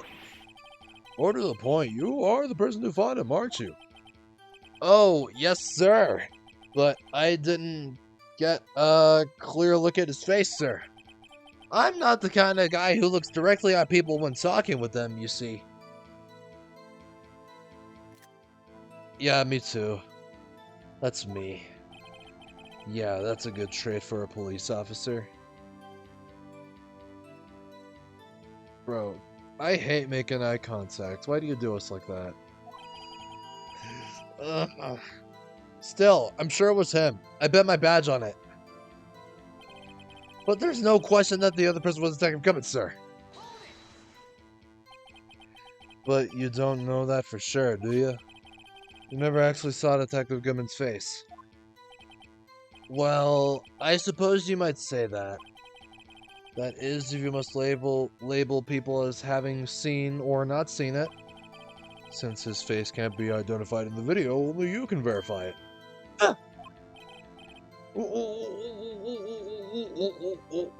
Why is everyone looking at me? If I had to label your stares as disturbing... Meekins! Oh, jeez. Having been shown a questionable video at best, we are not in the best of moods. Now please be more certain when you testify. Yes, sir? You claim the man who brandished a knife on you was Bruce Goodman. Tell us why you are positive it was him. I mean, he opened the locker, which required Detective Goodman's fingerprint to do so. About these lockers, is there no other way to open them? No, sir. I myself tried all kinds of methods in the past. They only respond to registered fingerprints, sir.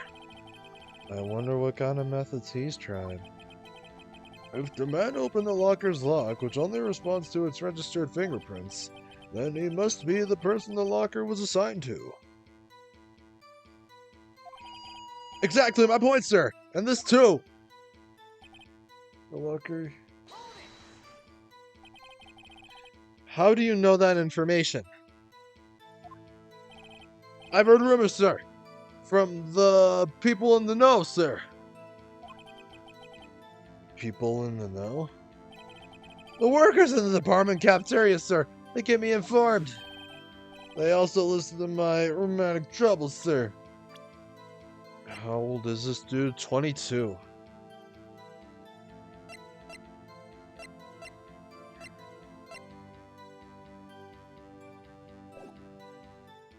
Romantic troubles, sir.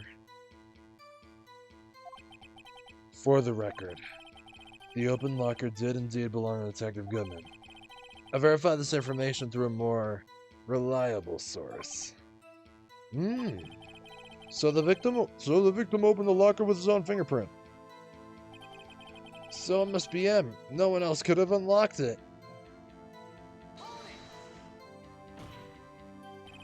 However, the most important detail is not shown in this video.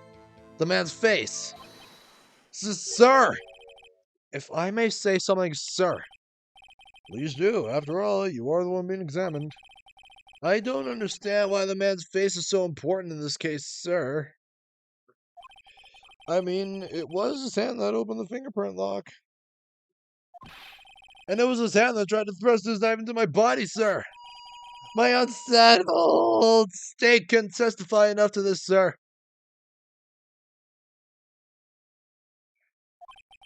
Yes, you have a point. The footage doesn't lie. That is, unless the defense can find a problem with it. Mr. Wright, let's check the court record again. Is there a problem with the security video?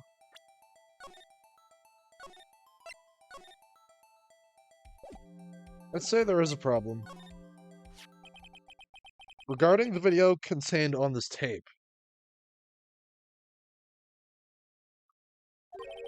There is one thing in particular that seems rather strange. Strange? This contradiction leads to the possibility that the man may not have been Detective Goodman. What? This video contains such a contradiction? Interesting. Your Honor, I have a proposal. Yes, Mr. Edgeworth? I propose we have the defense point out to us this alleged contradiction in the video. He would want me to point it out. He would want me to point it out. Very well. Proposal accepted. Let us further inspect this piece of evidence. I will now play a security tape. Mr. Wright, please show us this contradiction you speak of. I have to point out a problem in the video? This is the first time I've ever had to do that. You can do it, Mr. Wright. It's a setup. It's set up so you can use fast forward, rewind, or pause the video.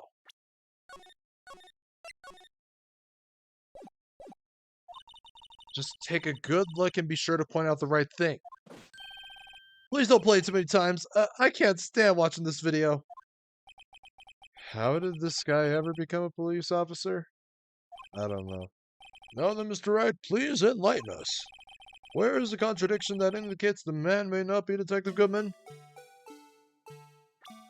Alright, first off, let's look at the court record.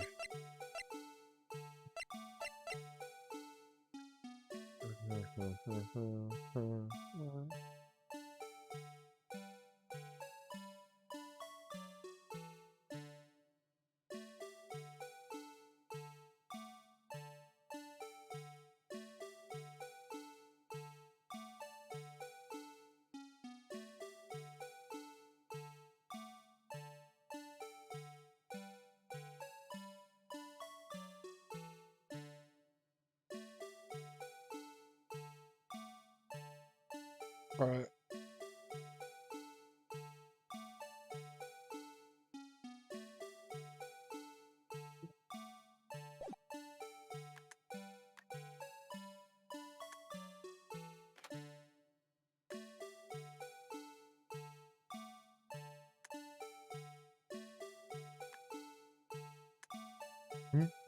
Wait.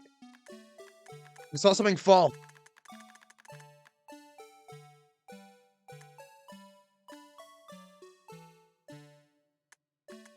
Or at least I think I did.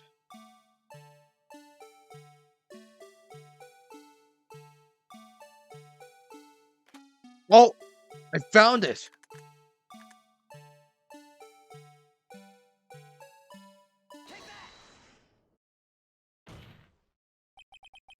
The thing that's strange about this video has got to be this! Yes, that is strange. Something certainly seems unnatural about that. What could it mean? Sorry to interrupt, Mr. Wright, but you seem to have forgotten the point of this exercise. The point? What you are looking for is one thing, and one thing only. Something that indicates the man may not have been Detective Goodman. Oh, yeah. Ugh. I almost walked right into the defense's trap. I'll place him under arrest, sir. Oh, did I fail? Rats. I need to slow down and tackle these things one piece at a time. Now, what do I do?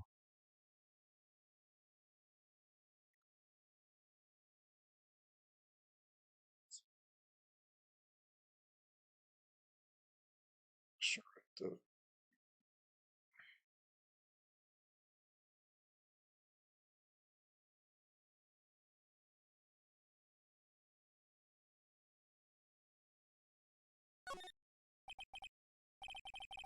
That was it.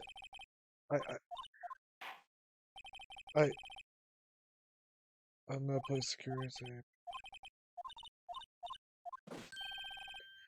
But I did it right. How did this guy ever become a police officer? No, then, Mr. Wright, please enlighten us.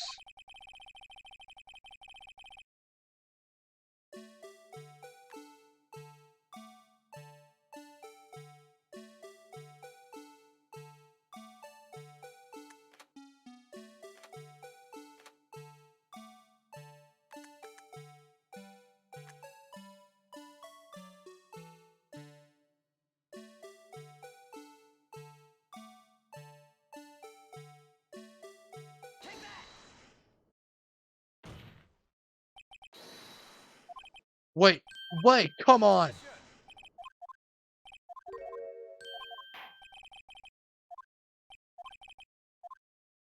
Play it again! How do I not get this right? This thing is broke.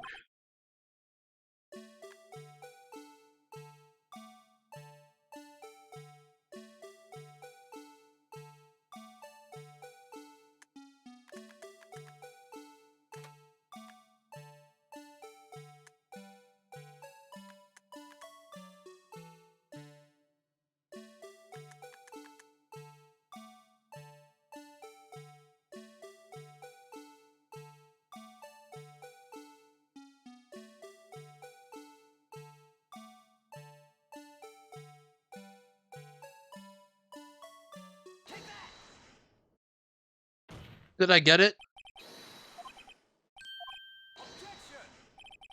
But I got it.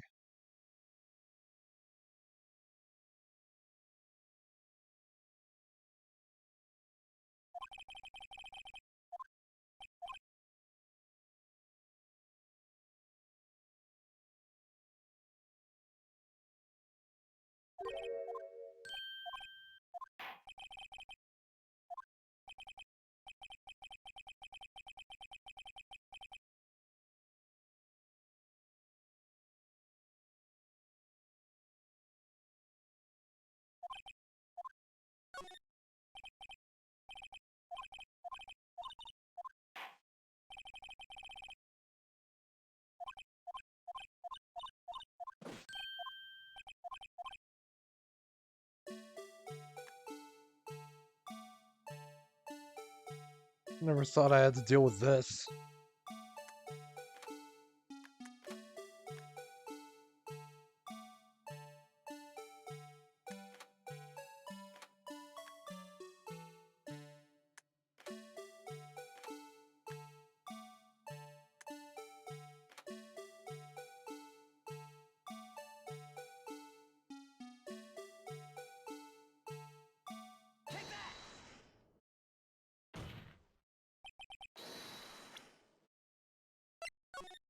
I'm tired of this.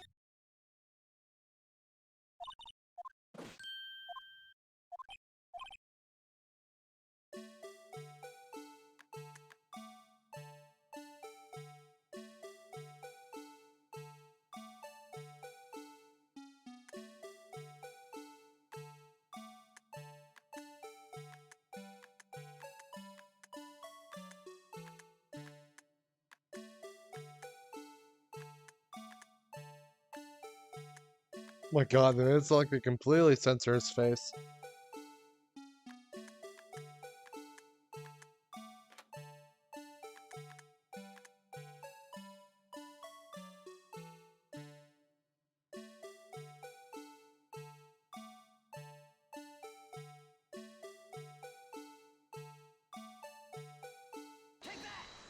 Yeesh. Okay, God damn it.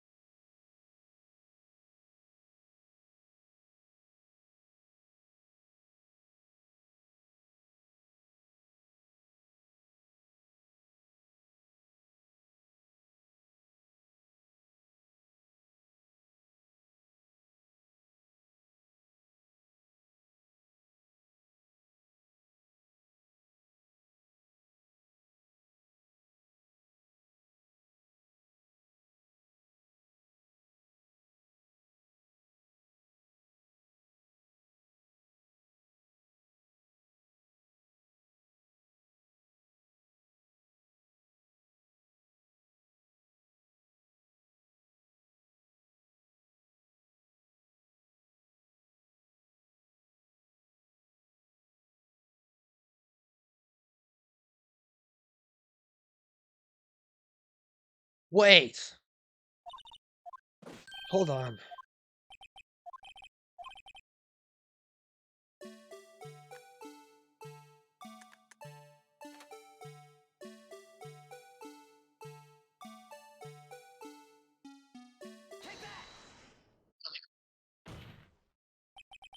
The thing that's strange about this video, it's gotta be this. Officer Meekins. Sir! Do you mean me, sir? As I understand it, the locker apparatus works like this. When you grab the handle, a sensor reads your fingerprint. If it's a match, the light turns on and the lock is released. According to my very limited experience, that's the way I understand it, sir.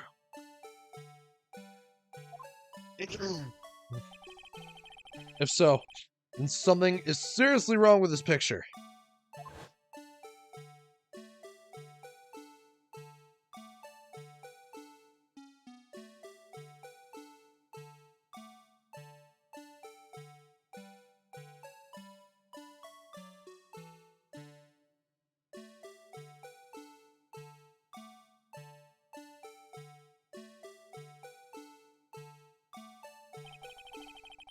When the victim reaches for the handle to open the locker, let's rewind to a little earlier.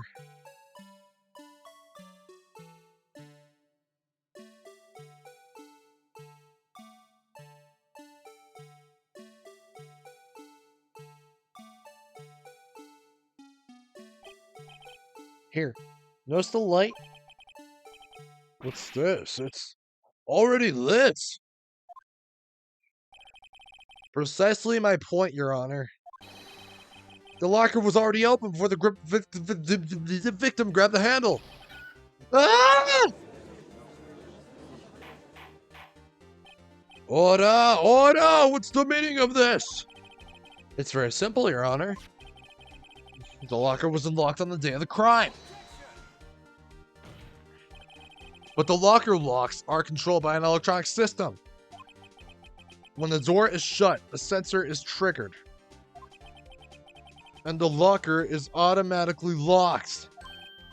Oh, I know. It must have broken down. Of course I'm not an expert in this. That's not likely, Your Honor. The sensor would detect and report any malfunction.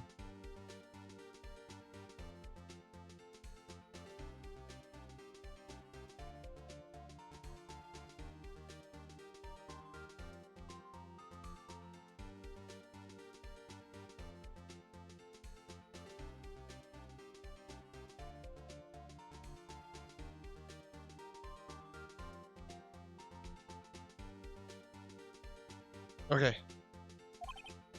Oh well, it just goes to show novices should keep their mouths shut. So then, Mr. Wright, do you have an explanation? Me, Your Honor? Yes. Why wasn't the locker locked? Me, Your Honor? Yes, well, you see, this isn't exactly my field. What do you think, Miss Scientific Investigator? Huh? Oh, maybe something like jam the system sensor? Something jam the sensor? Say. There's something else that seems out of place in this video. Yeah, I thought so too. There's gotta be another clue somewhere in this footage. Very well, let's inspect the video once more. The locker wasn't locked, Mr. Wright. Please point out the cause for this. Yes! Finally, I can present what I've been wanting to present all this time. This.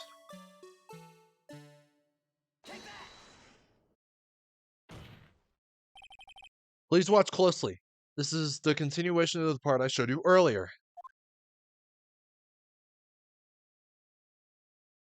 Yeah, and then quote-unquote Goodman comes in.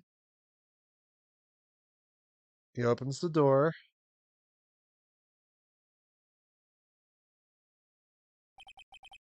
What's this? Something white fell out of the locker. But sir, it's been my experience with that thing swell out when doors are open. I haven't fallen real great distance when I opened my car door, sir. Oh, like, we can't be sure that item was completely inside the locker to begin with. What do you mean? The sensor triggers the lock when the door is shut. What if something was inserted, say, between the sensor and the door? Inserted? Inserted? Inserted?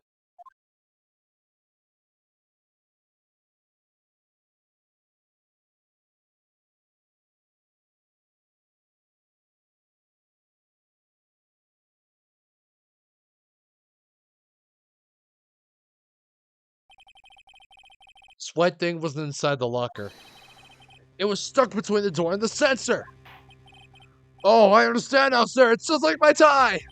2 out of 3 times he got stuck in the door when I get out of my patrol vehicle, sir. Instead of the door closing, my tie chokes me. Oh, Jesus. But the object would have to be extremely thin to fit in the door.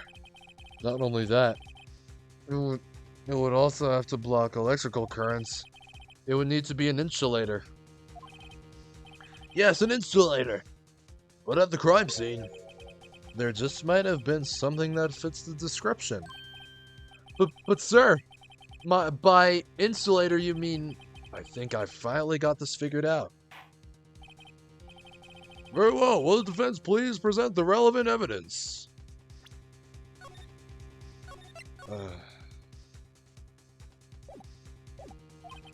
What was this insulator that was stuck in the locker door?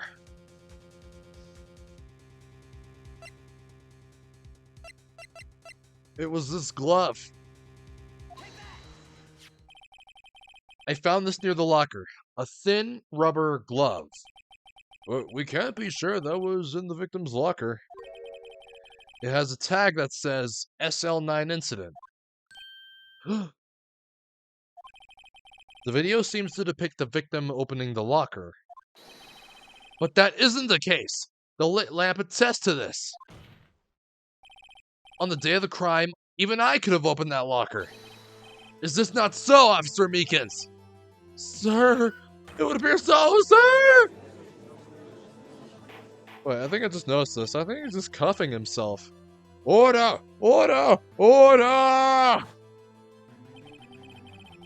So are we to believe, then, that the victim, whom this witness stabbed in the evidence room, was not Detective Goodman? Do not be misled, Your Honor. Oh, what do you mean, Mr. Edgeworth? The defense has merely demonstrated that possibility, and nothing more. The victim in the video was indeed Bruce Goodman. The prosecution will offer one more testimony to prove this. What? Officer Meekins, please testify about this. Sir! Me? Sir? I'm not sure what you're referring to, sir.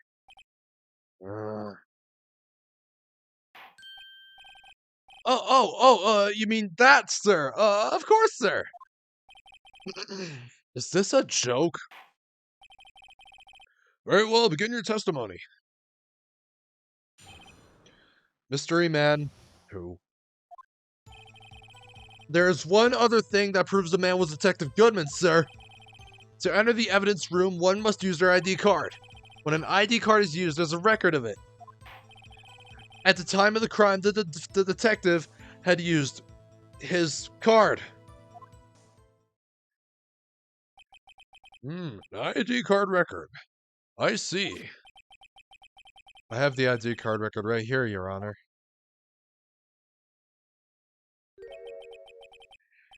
The ID used at 514 is that of the victim. Just before the crime, Yes, without a doubt, this is the victim's ID. However, one thing does strike me as unusual. Several hundred cases should have been due for transferal. Why were there so few people using this room? This particular evidence room is only used for storing certain special cases. Special cases? Extremely violent cases involving police staff. Just hearing that makes my hair stand on end. Me too. Although it doesn't make much of a difference. There were only a few cases up for transferal there, and most were cleared up by noon. Right, I see. Now let us move on to the cross-examination. Mystery man, dose.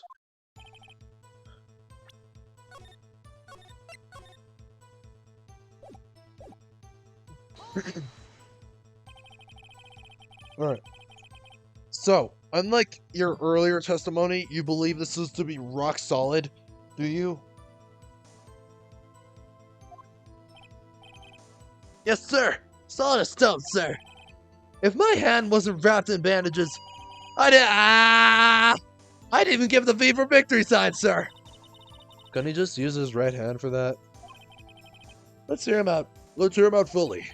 As we've seen, one never knows what he might say until the very last second. To enter the evidence room, one must use their ID card. Is that card hanging from your neck one of these ID cards? Yes, sir! This card right next to my cuffs, sir! I keep it here so I won't ever forget it. But what if someone were to steal it from you, keeping it out in the open like that? Maybe I shouldn't wear it around my neck. Remember when I said 2 out of 3 times my tie gets stuck when I get out of my car? Your tie is in your jacket, coat, whatever they call it. Your uniform.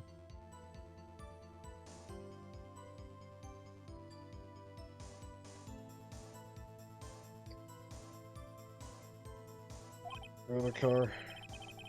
Well, the remaining time. Well, the remaining time, it's my ID card that gets stuck. Oh man, I am so distracted today. I'm sorry. Instead of the door closing, my ID card chokes me. Oh, Jesus. Maybe I should just leave this one alone. At any rate, each police officer has only one ID card. Both the police department and the prosecutor's office can attest to this. Please proceed with your testimony. When an ID card is used, there's a record of it. At the time of the crime, the detective had used his card. Mr. Wright, what do you think? I'm confused. What? The problem with this ID card's testimony is far too obvious. It's not like Edgeworth is to miss something like this. You're thinking too hard about it. Come on, let's show him what we got. The problem with it is far too obvious. Well, I still have to, well, I'm still thinking about pressing everything.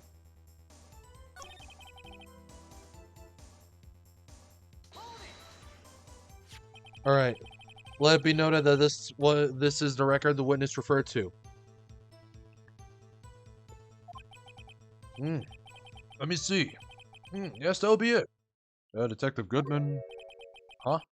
What's the matter? According to this, Mr. Edgeworth, your name is on here. So it is, Your Honor. Not that prosecutor again. Hey, maybe he's behind all this. Being a prosecutor, he could hide the evidence.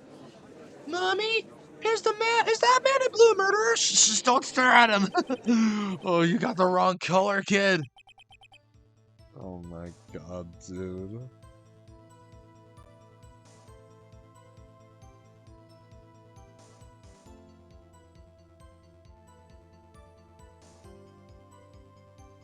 It would seem the inquiry committee will want to speak with you again today. I have nothing to be ashamed of regarding my actions, or their consequences. For now, let us continue with the cross-examination. Oh, poor Mr. Edgeworth. It must be so difficult for him.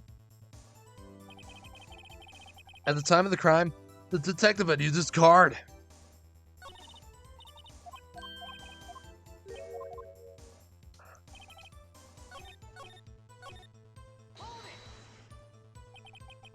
Earlier, I believe you testified that when you asked a man to show his ID card, he pulled a knife on you. Yes, sir, he didn't show me any ID card, sir. Don't you think that's odd? I mean, if he had his ID card, all he had to do was show it to you. There wouldn't be any reason to draw a knife. Maybe he just panicked. Everything stems from contradictions. Let's point them out.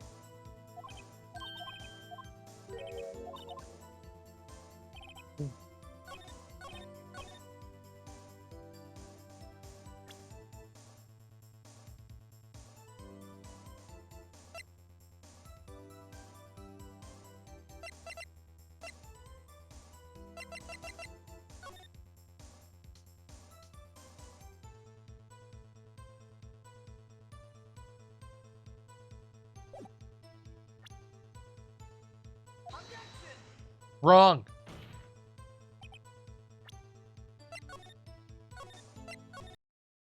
What about it is faulty?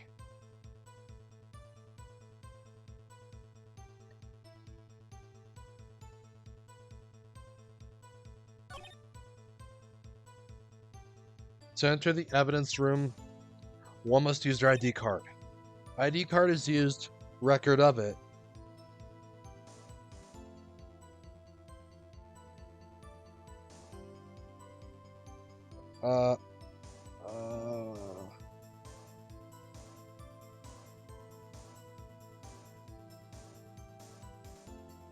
Some jokes just aren't funny. Okay. Okay, I just said that randomly. Okay.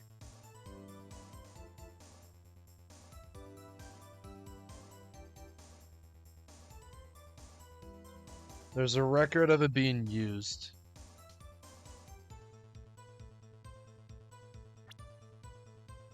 I might get this wrong. I did.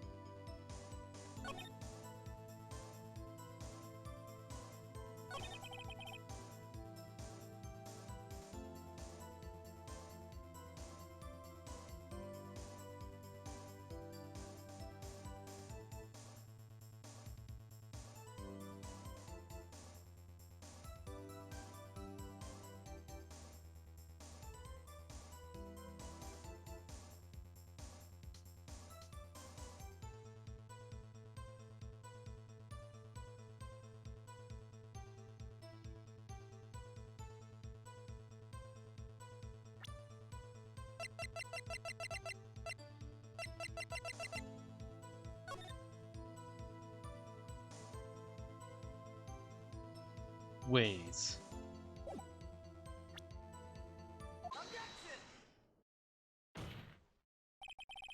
Wait one moment, Officer Meekins. I'm not good at waiting, sir. I have the victim's ID card right here. I found it at the crime scene. That makes sense. When I say crime scene, I'm not referring to the evidence room of the police department. I mean, the other crime scene. The underground parking lot of the prosecutor's office. Your Honor, I have one more piece of evidence to present. It's a very important clue regarding the victim's ID card. Lost item report. It's only half completed. But it shows that Detective Goodman had lost something on the day of the crime.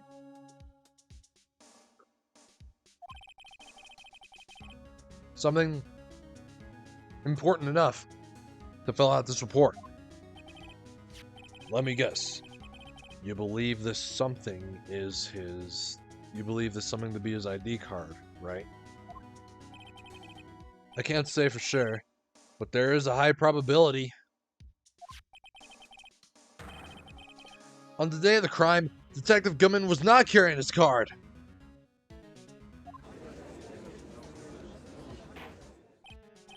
Order! Order! So now, what does this all mean?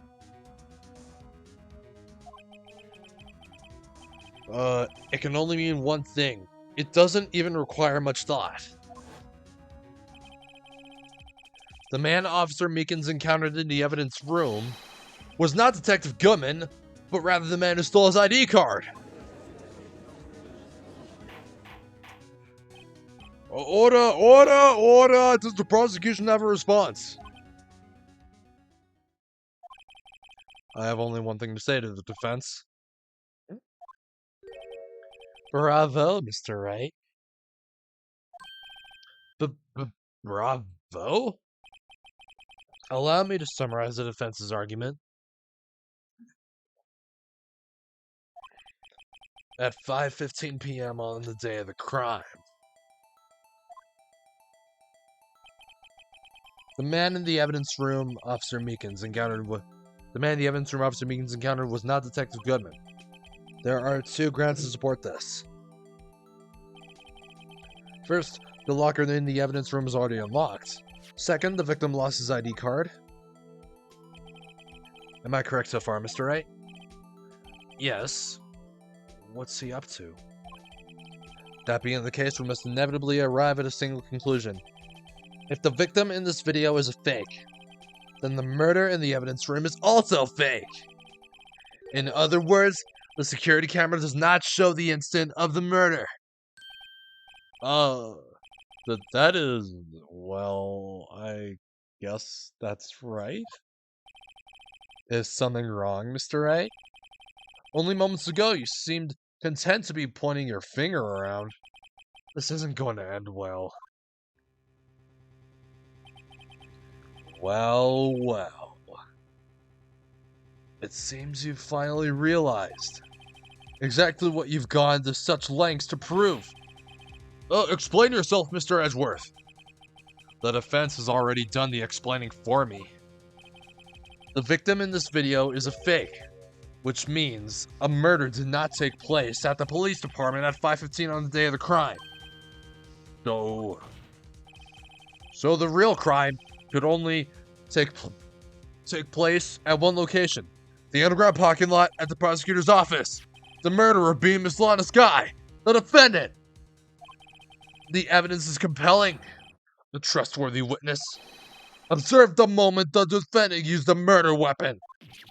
Ah!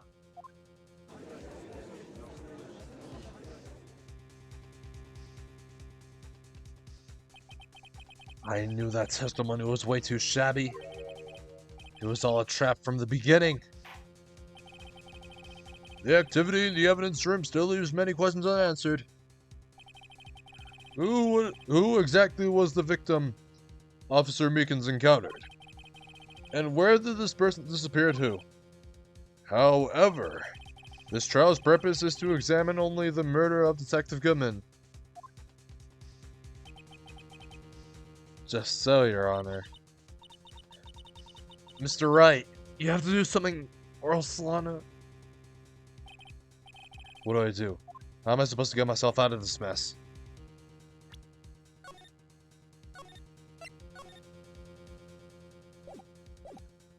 Your Honor? One moment, Your Honor.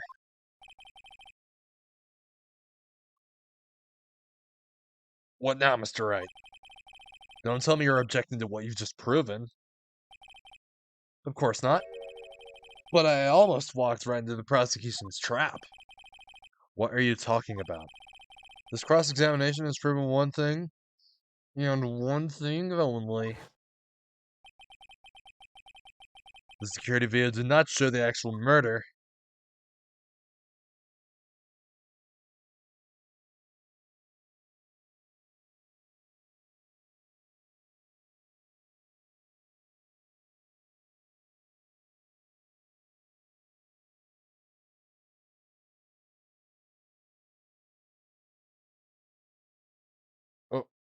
Oh. However, it cannot be said that it is unrelated to the murder in the parking lot.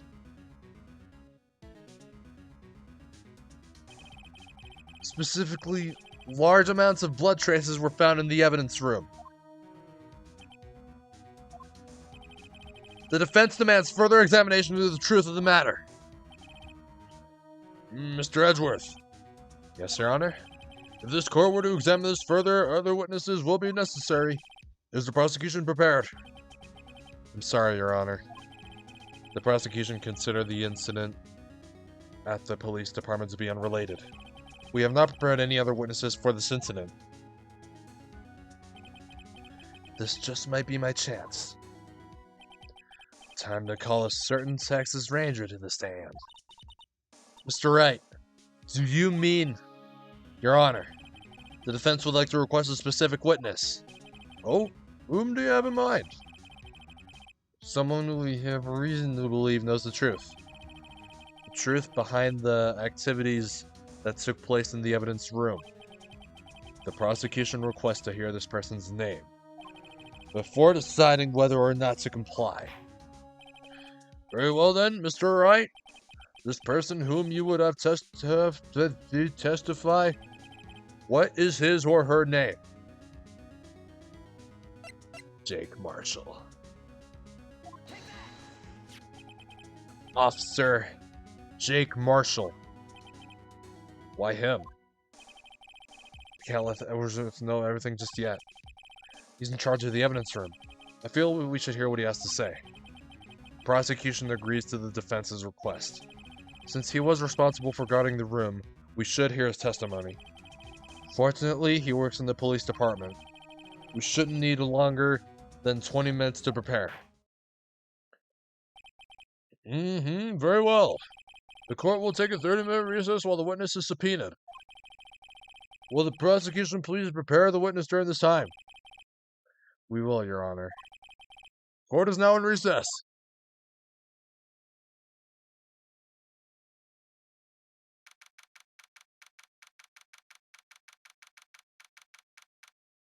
Hmm. 11:32.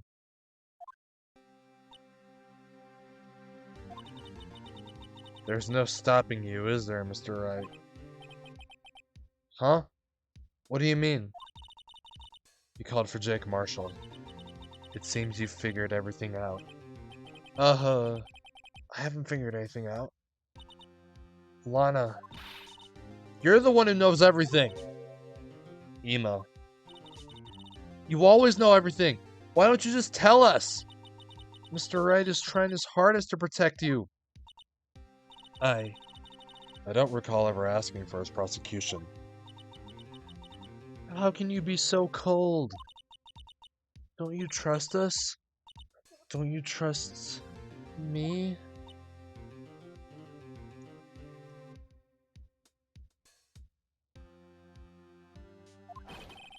I hope not interrupted anything, pals.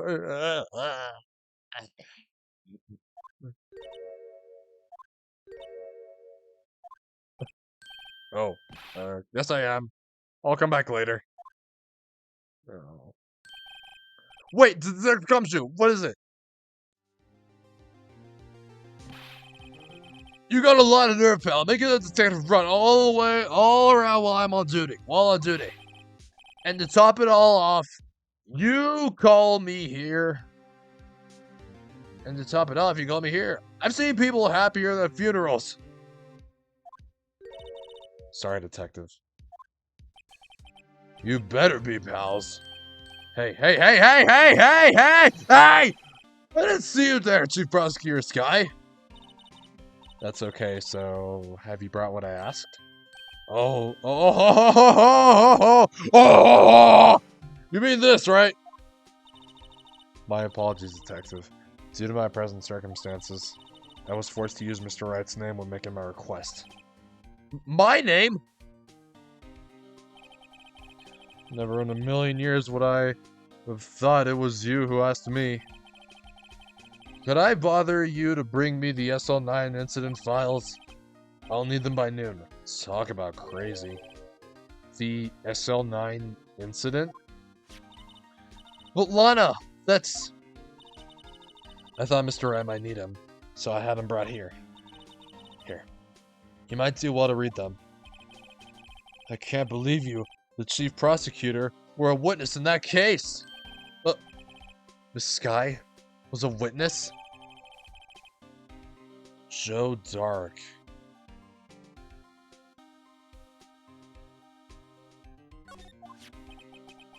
Take it from me, you don't want anything to do with serial murders. Oh, what? Now that I've brought you your stuff, you're just gonna ignore me? Ema? But why? Why is your name in a... Oh... What? My name's in there? I don't know.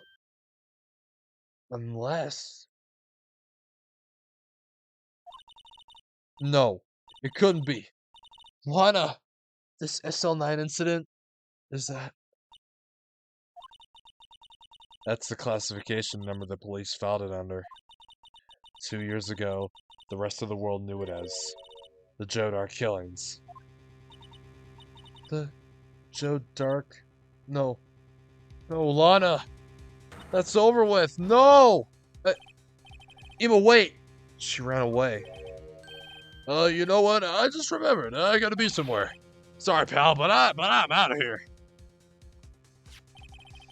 Jake Marshall, Angel Star, Damon Gantz, Miles Edgeworth.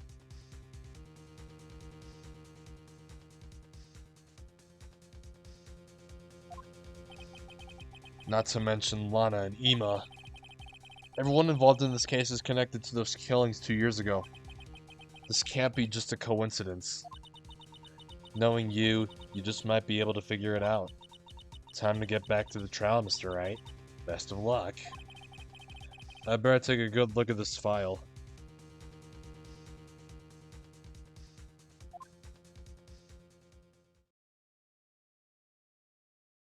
Oh, damn.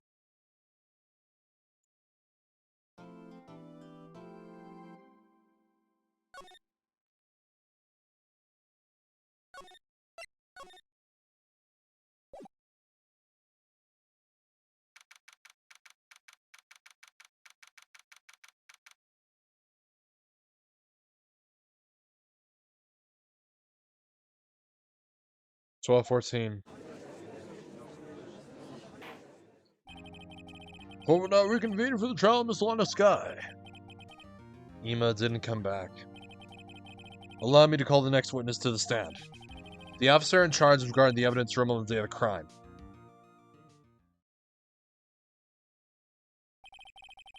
Witness, please state your name and occupation.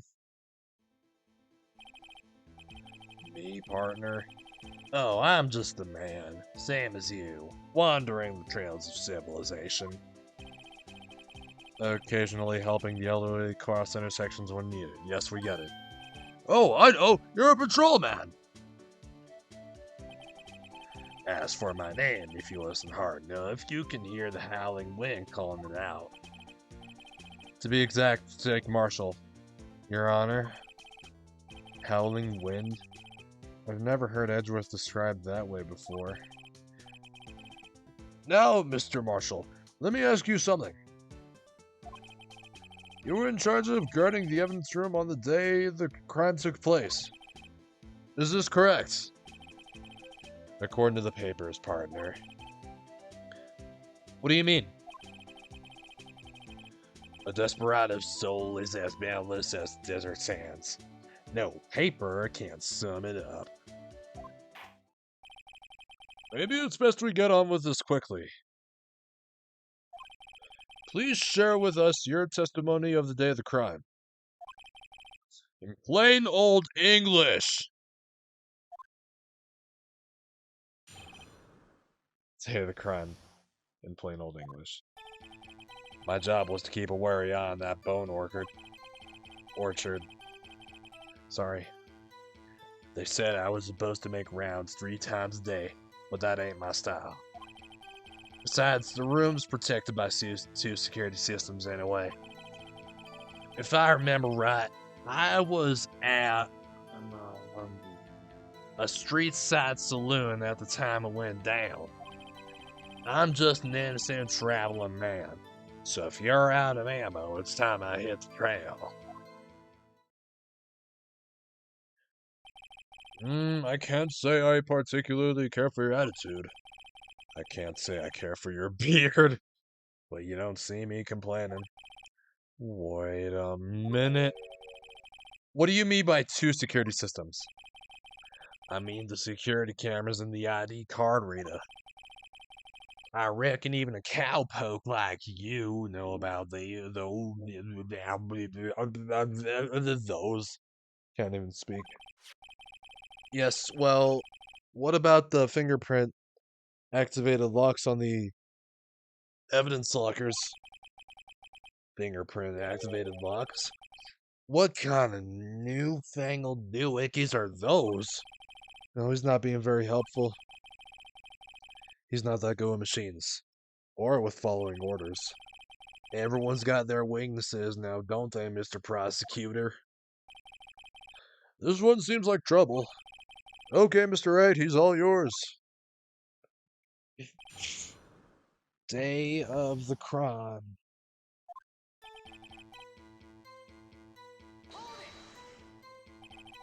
How exactly did you keep an eye on the evidence room? I just made sure nothing moved in the security camera monitor. That room's so still, even time dies in there. I was just a caretaker who inserted the recordings. You inserted them? I hope I'm saying that right. videos and nothing aren't that useful. When the time would come, I'd erase the tape. If nothing unusual is recorded, tapes are to be erased every 6 hours. Each time I'd erase a tape, it felt like I was erasing a part of my life. This guy has a flair for the dramatic, but it isn't going to do him any good. So, in actuality, you don't physically enter the evidence room? They said I was supposed to make rounds 3 times a day. But that ain't my style.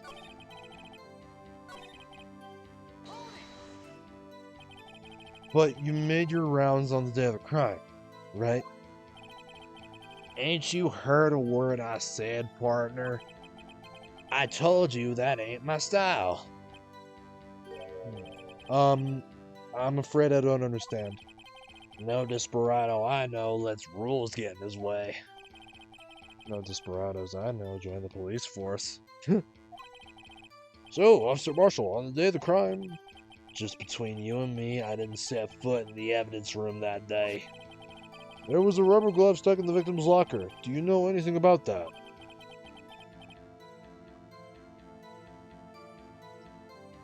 Sorry, partner. Can't say I do. I haven't been in that crypt in weeks. How does this guy avoid being fired? Besides, the room's protected by 2 security systems anyway. You used to be a detective, so you've used the evidence room in the past, correct? Of course. Back in the day, my locker was a gold mine of evidence. And yet, you didn't know about the fingerprint locking mechanism? Sorry, partner. I ain't good with machines. I couldn't even tell you how a bike worked. That's quite, incredible. The sensors on the locker handles cannot be seen.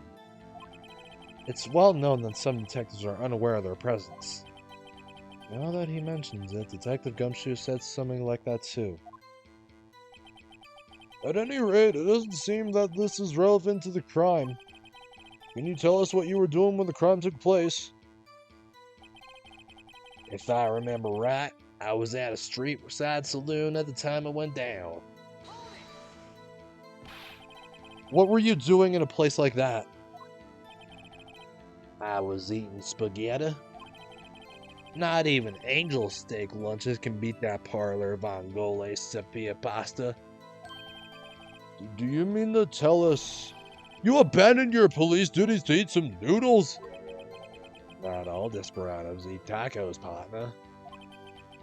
That's not what I meant. I hope this at least has taught you a lesson. That's strange. This is usually where Edgeworth says, "Did you not want to raise this year?" Oh my god.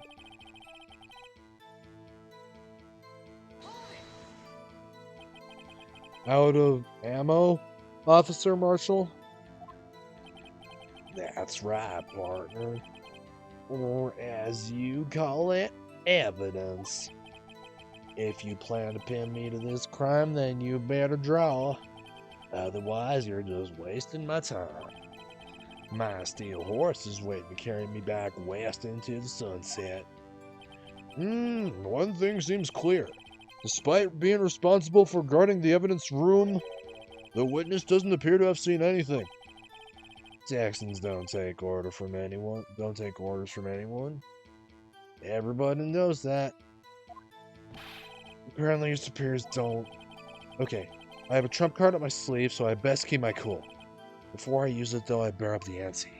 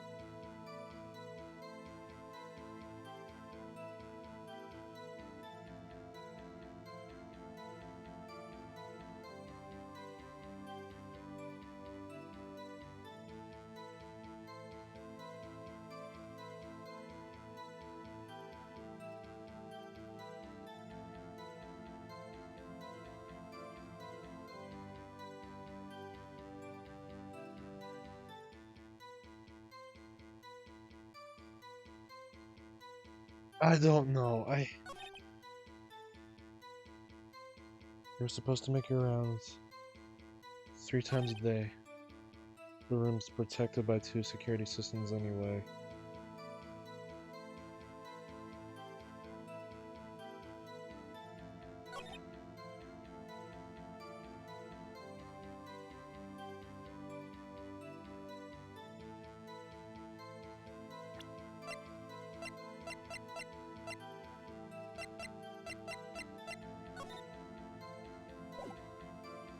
Thought I pressed the wrong button.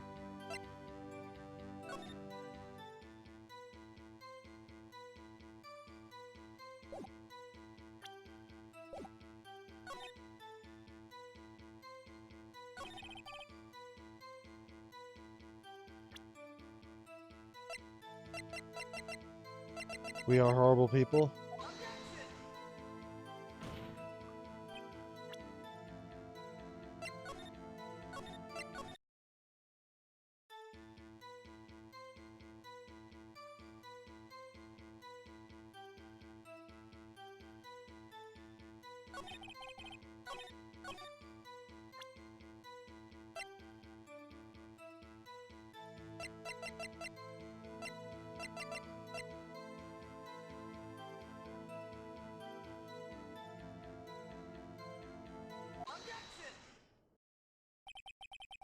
Officer Marshall, doesn't it strike you as odd? That is, you being called in to testify like this? After all, you weren't in the security room at the time of the crime. And yet, you dragged me down here. Explain yourself, partner. It's quite simple. You left a very large trail behind at the scene. Or to be exact, a handprint. Listen real good, partner. Like I said, I'm the caretaker of that crypt. I pay my respects. That is, make my rounds about once a month. It's only natural my fingerprints will be in there. I only wish it were, officer. What you see.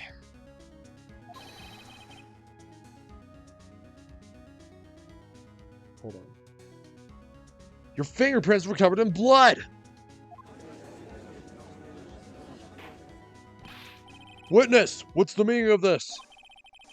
Your blood-stained fingerprints were at the crime scene? That the blood was wiped away. However, a luminol test clearly revealed this. Well, Officer Marshall? It seems to me there ain't a person in this room with a head on his shoulders. I take it you have an explanation then, Officer Marshall? About the blood-stained fingerprints?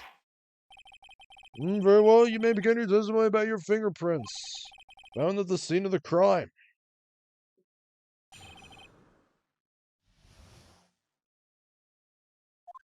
Blood-stained fingerprints. Alright.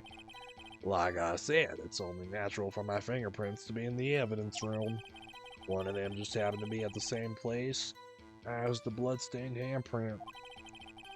The murderer touched the locker where my fingerprint was by chance.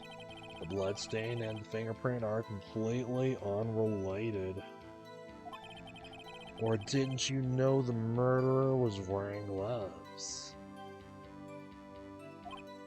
See? I had nothing to do with it. The witness's explanation appears valid. Although there's room for doubt. Life wouldn't be fun without any doubt, partner. The defense may now cross-examine the witness. This guy's hiding something, I can feel it. Now's my chance to prove it.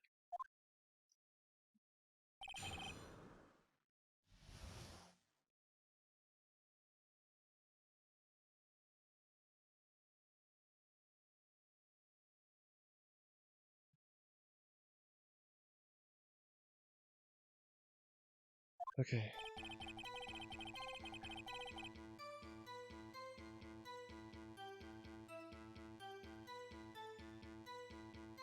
Justice for all. Okay.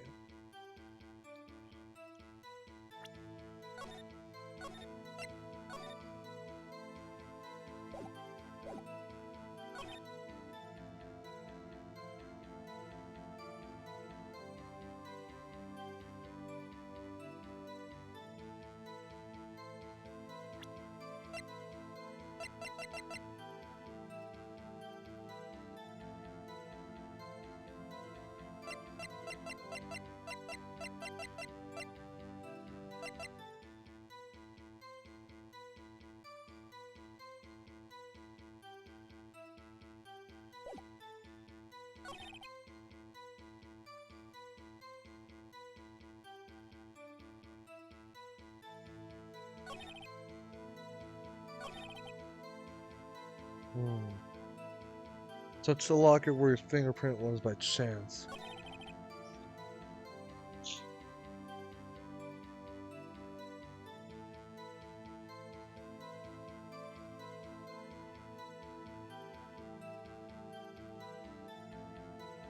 No.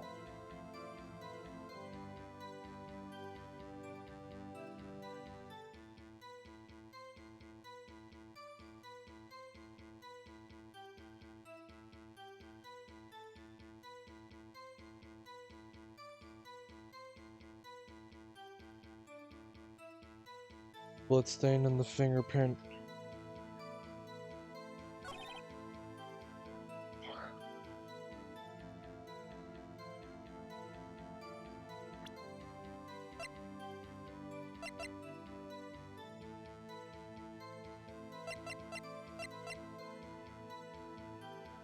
Alright, I'm gonna press a few.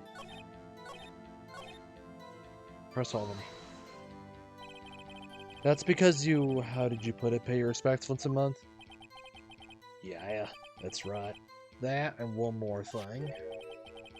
That locker happens to be mine. What? What do you mean? I mean what I said.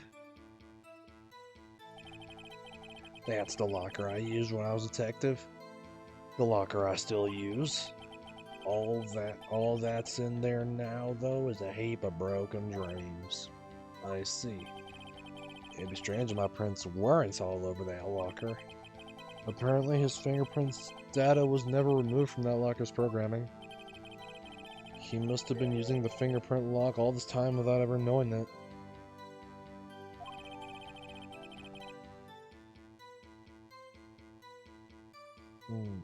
Bloody handprint on Marshall's own locker.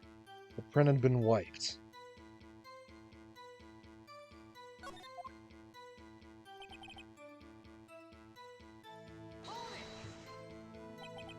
So then, what about the bloody handprint? Wasn't mine. It's no mystery. Please explain. My locker is covered with my fingerprints. It just so happened the murderer touched the locker where my fingerprint was by chance.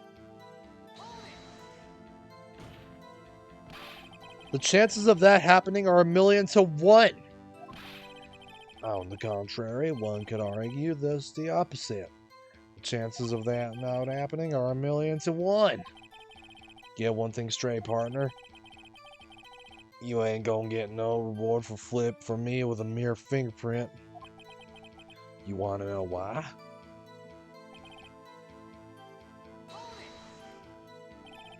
Unrelated? They're as different as night and day. Kinda like cereal and cereal. One's got to do with breakfast, while the other's a type of murder. He's right. Although seemingly alike, they're totally different. I don't see what homonyms have to do with this.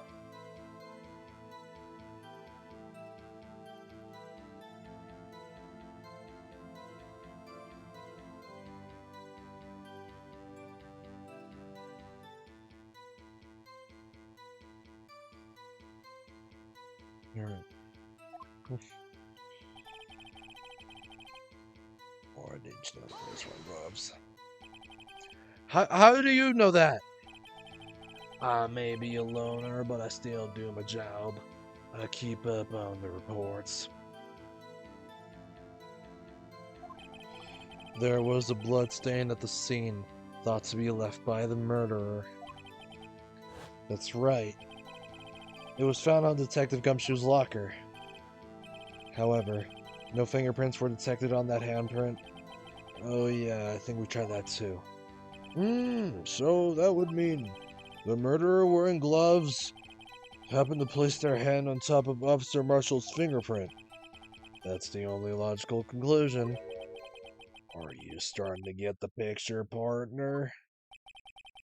The picture, huh?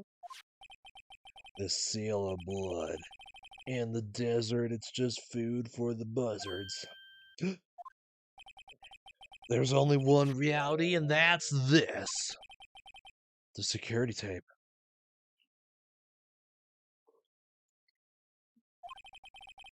So long as my trail isn't in there, you can't say otherwise. This isn't getting us anywhere, Mr. Wright. Please consider carefully where you're going with this cross-examination. Yes, Your Honor. Now then, continue your testimony, Officer Marshall. Too bad it wasn't me in that video, right, partner?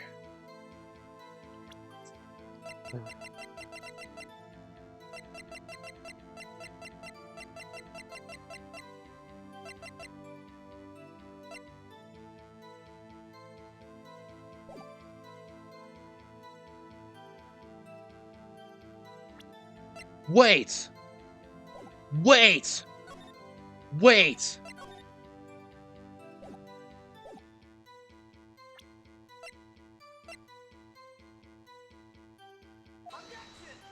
No, wait. Not that. Not that.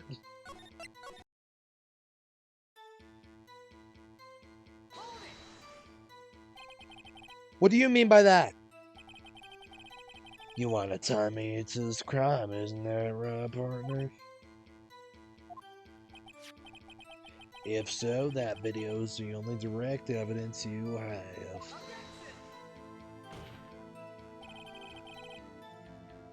But that video is next to useless. It's full of blind spots. Blind spots? Places you can't see. The camera's panning back and forth. The floor isn't shown. If someone was familiar with the camera's position, they could leave the room without being caught on tape. We don't have time for your speculations, Mr. Wright. Well, Mr. Wright, if you can show us evidence in this video that indicates Officer Marshall is present, please do so now.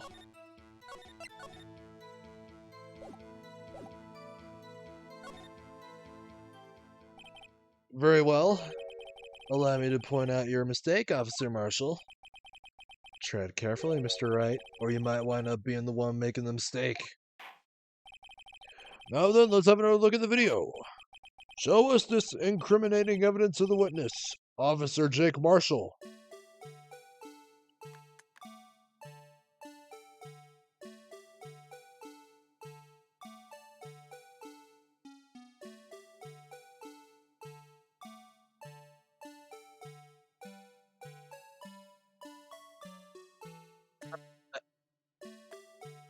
Hell? Oh my god, a blue badger, what the hell? Completely censoring it.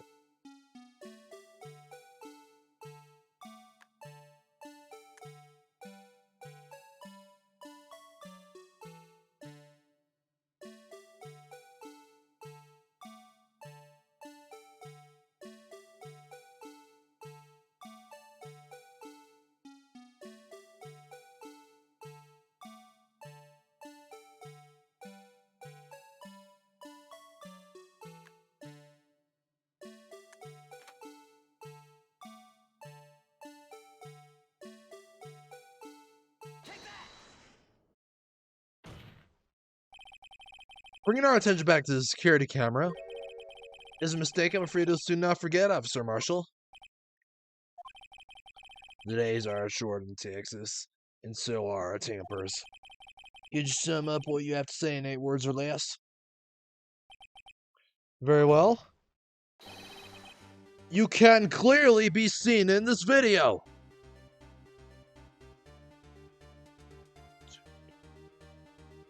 Oh, yep, that's 8. Exactly 8 words. Not bad, partner. The key lies in a certain locker shown in the video.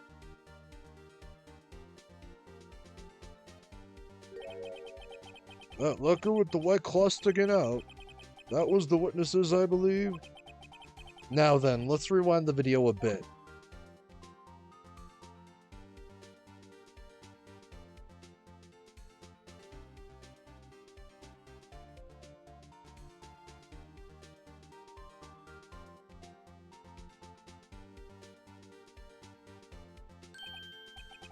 Oh, the white cloth, it's gone!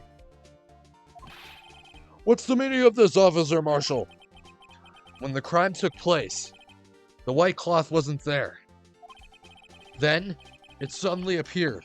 There's only one explanation.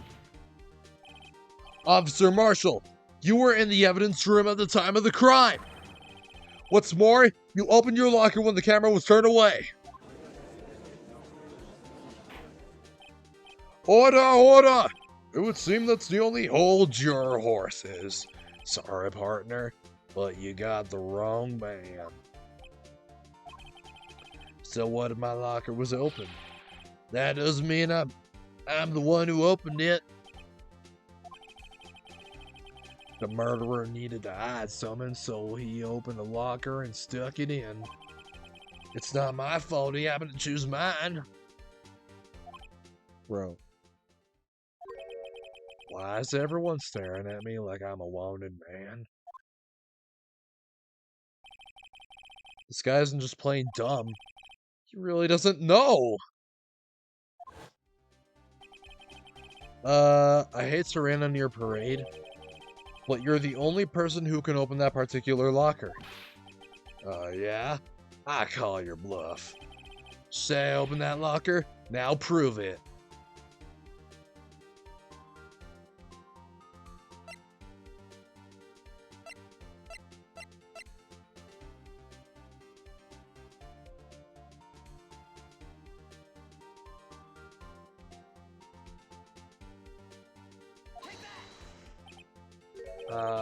Fingerprints answer?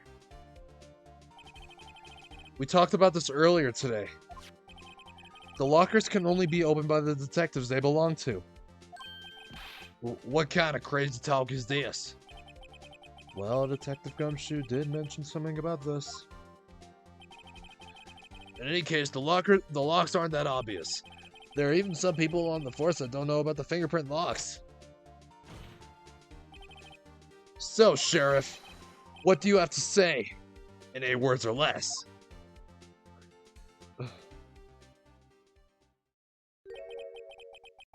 I only got 1 word for you, partner.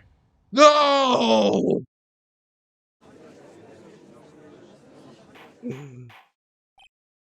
Order, order, order! Witness, explain yourself! If this is a joke, it's the worst I've ever heard. I assure you this is no joke, Officer Marshall. Now then, please tell us what you were doing in the evidence room at the time of the crime. Ole! Please answer the question. What is he now, a bullfighter? That's all right, Officer Marshall. I believe we can figure the rest out from here. We can? Have a look at these floor plans. There is no place for someone to hide in the evidence room. Yet Officer Meekins didn't see Officer Marshall. If that's so, then where was the witness? It seems Mr. Wright has an answer.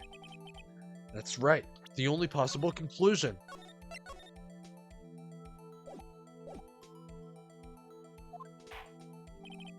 Well then, let's hear it. Where was Officer Marshall at the time of the crime?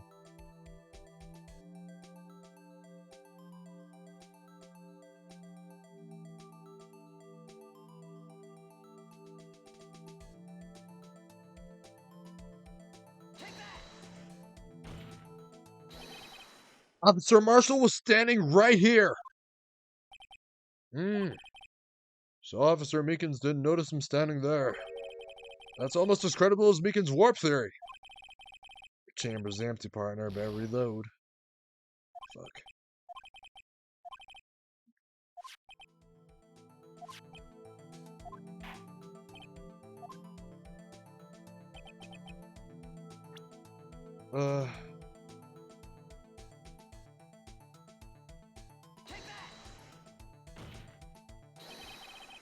Officer Marshall was standing right here.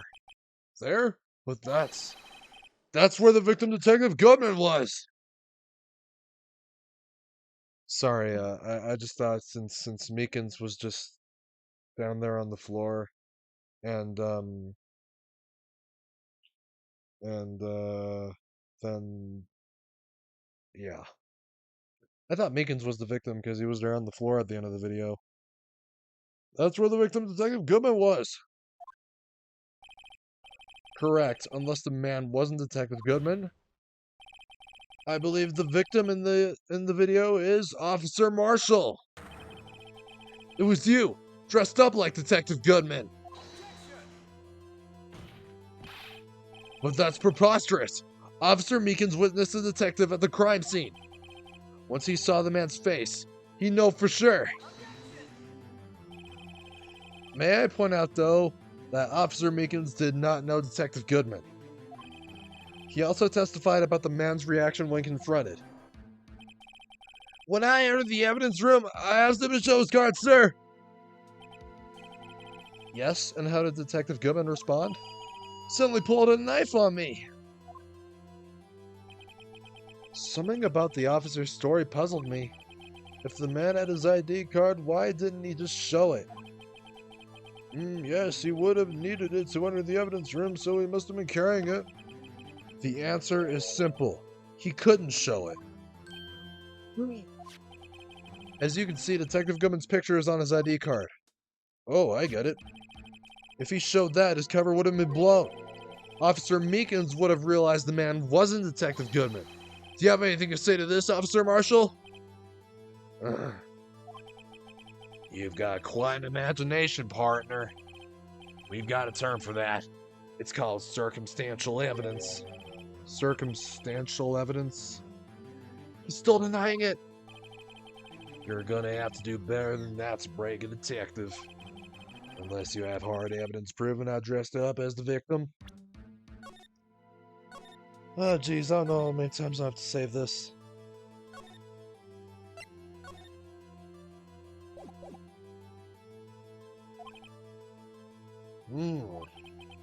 I can't say I particularly care for your uncooperative disposition. I can't say I care for your beard, but you don't see me complaining. Well, Mr. Wright, do you have any evidence proven beyond a shadow of a doubt that Officer Marshall dressed up as the victim?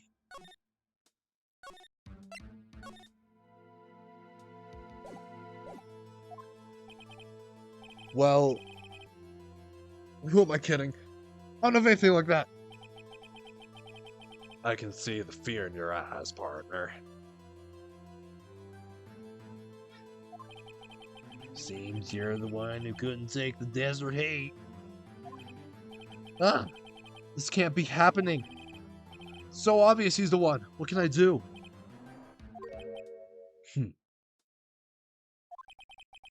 It looks like your lack of experience has finally been exposed. I'll pass on to you what someone told me when I was just starting out. When you run into a wall with no place to go, return to the basics. The basics.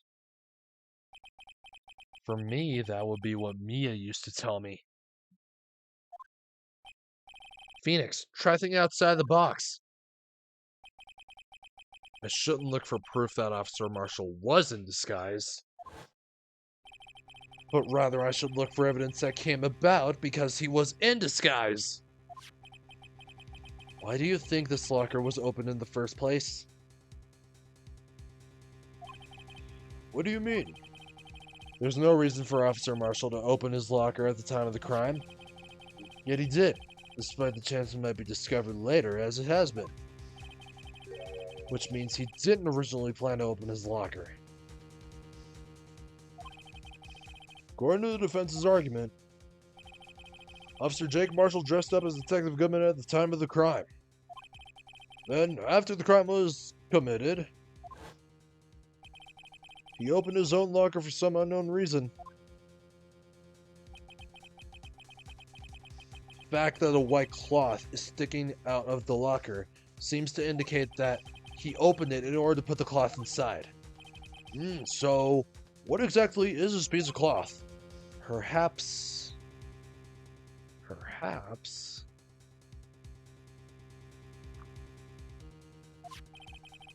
the video is the key to all our unanswered questions. I don't have any evidence, so this video is my only shot. Very well, let's take yet another look at the security tape.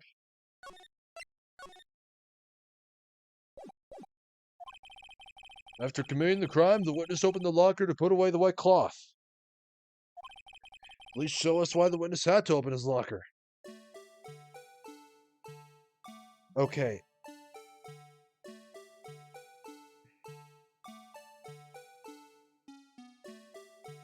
Why was he in disguise?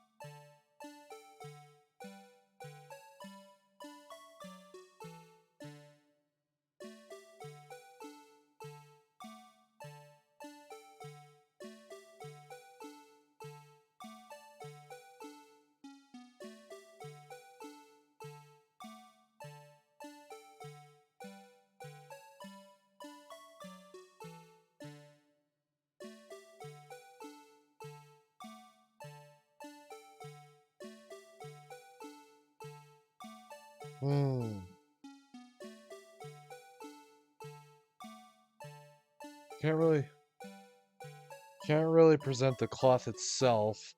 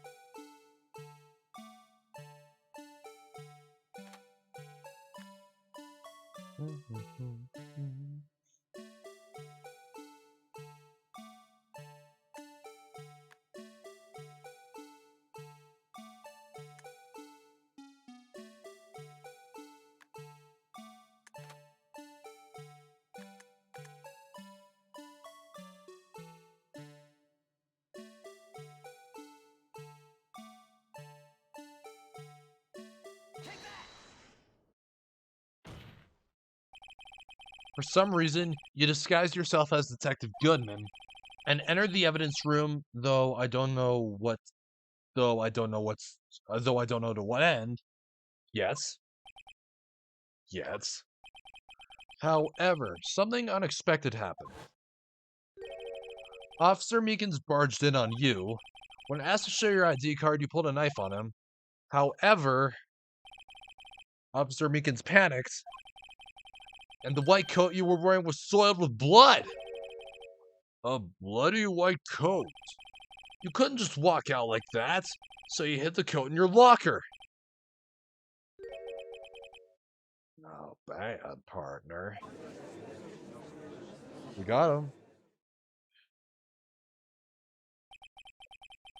Now then, Officer Marshall, are you ready to tell us the truth? Looks like I underestimated y'all. I hope you're happy now, Mr. Edgeworth. 2 years ago, if you were only half as persistent then as you are today, we all wouldn't have to be here now. Now would we? Officer Marshall, tell the court what you did. All of it. Alright. It seems the time has come.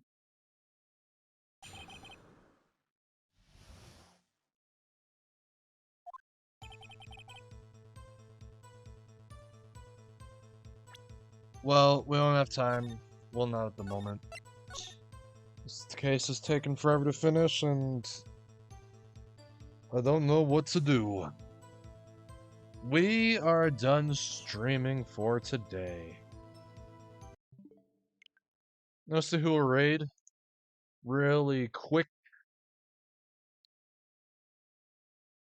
Well, we're gonna raid someone.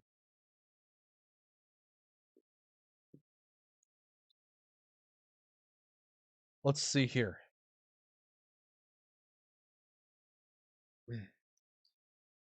Now.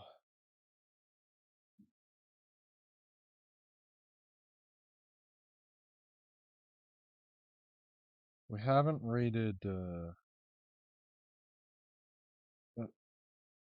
okay, now that I think about it, we haven't raided them in a while.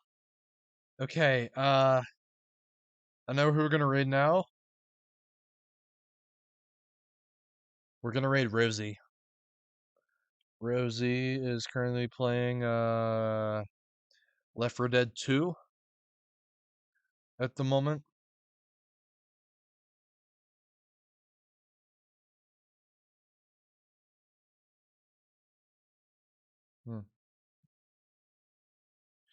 Well, yep.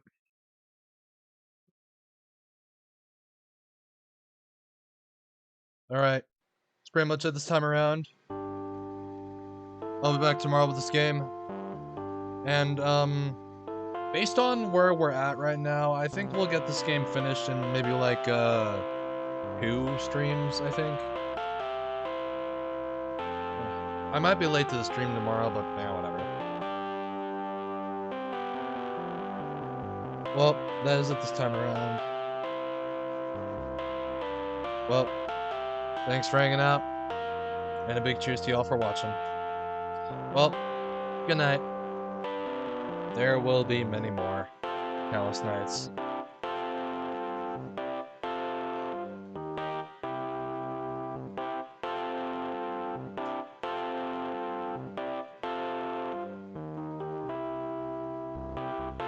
I could not think of an outro. Anyways.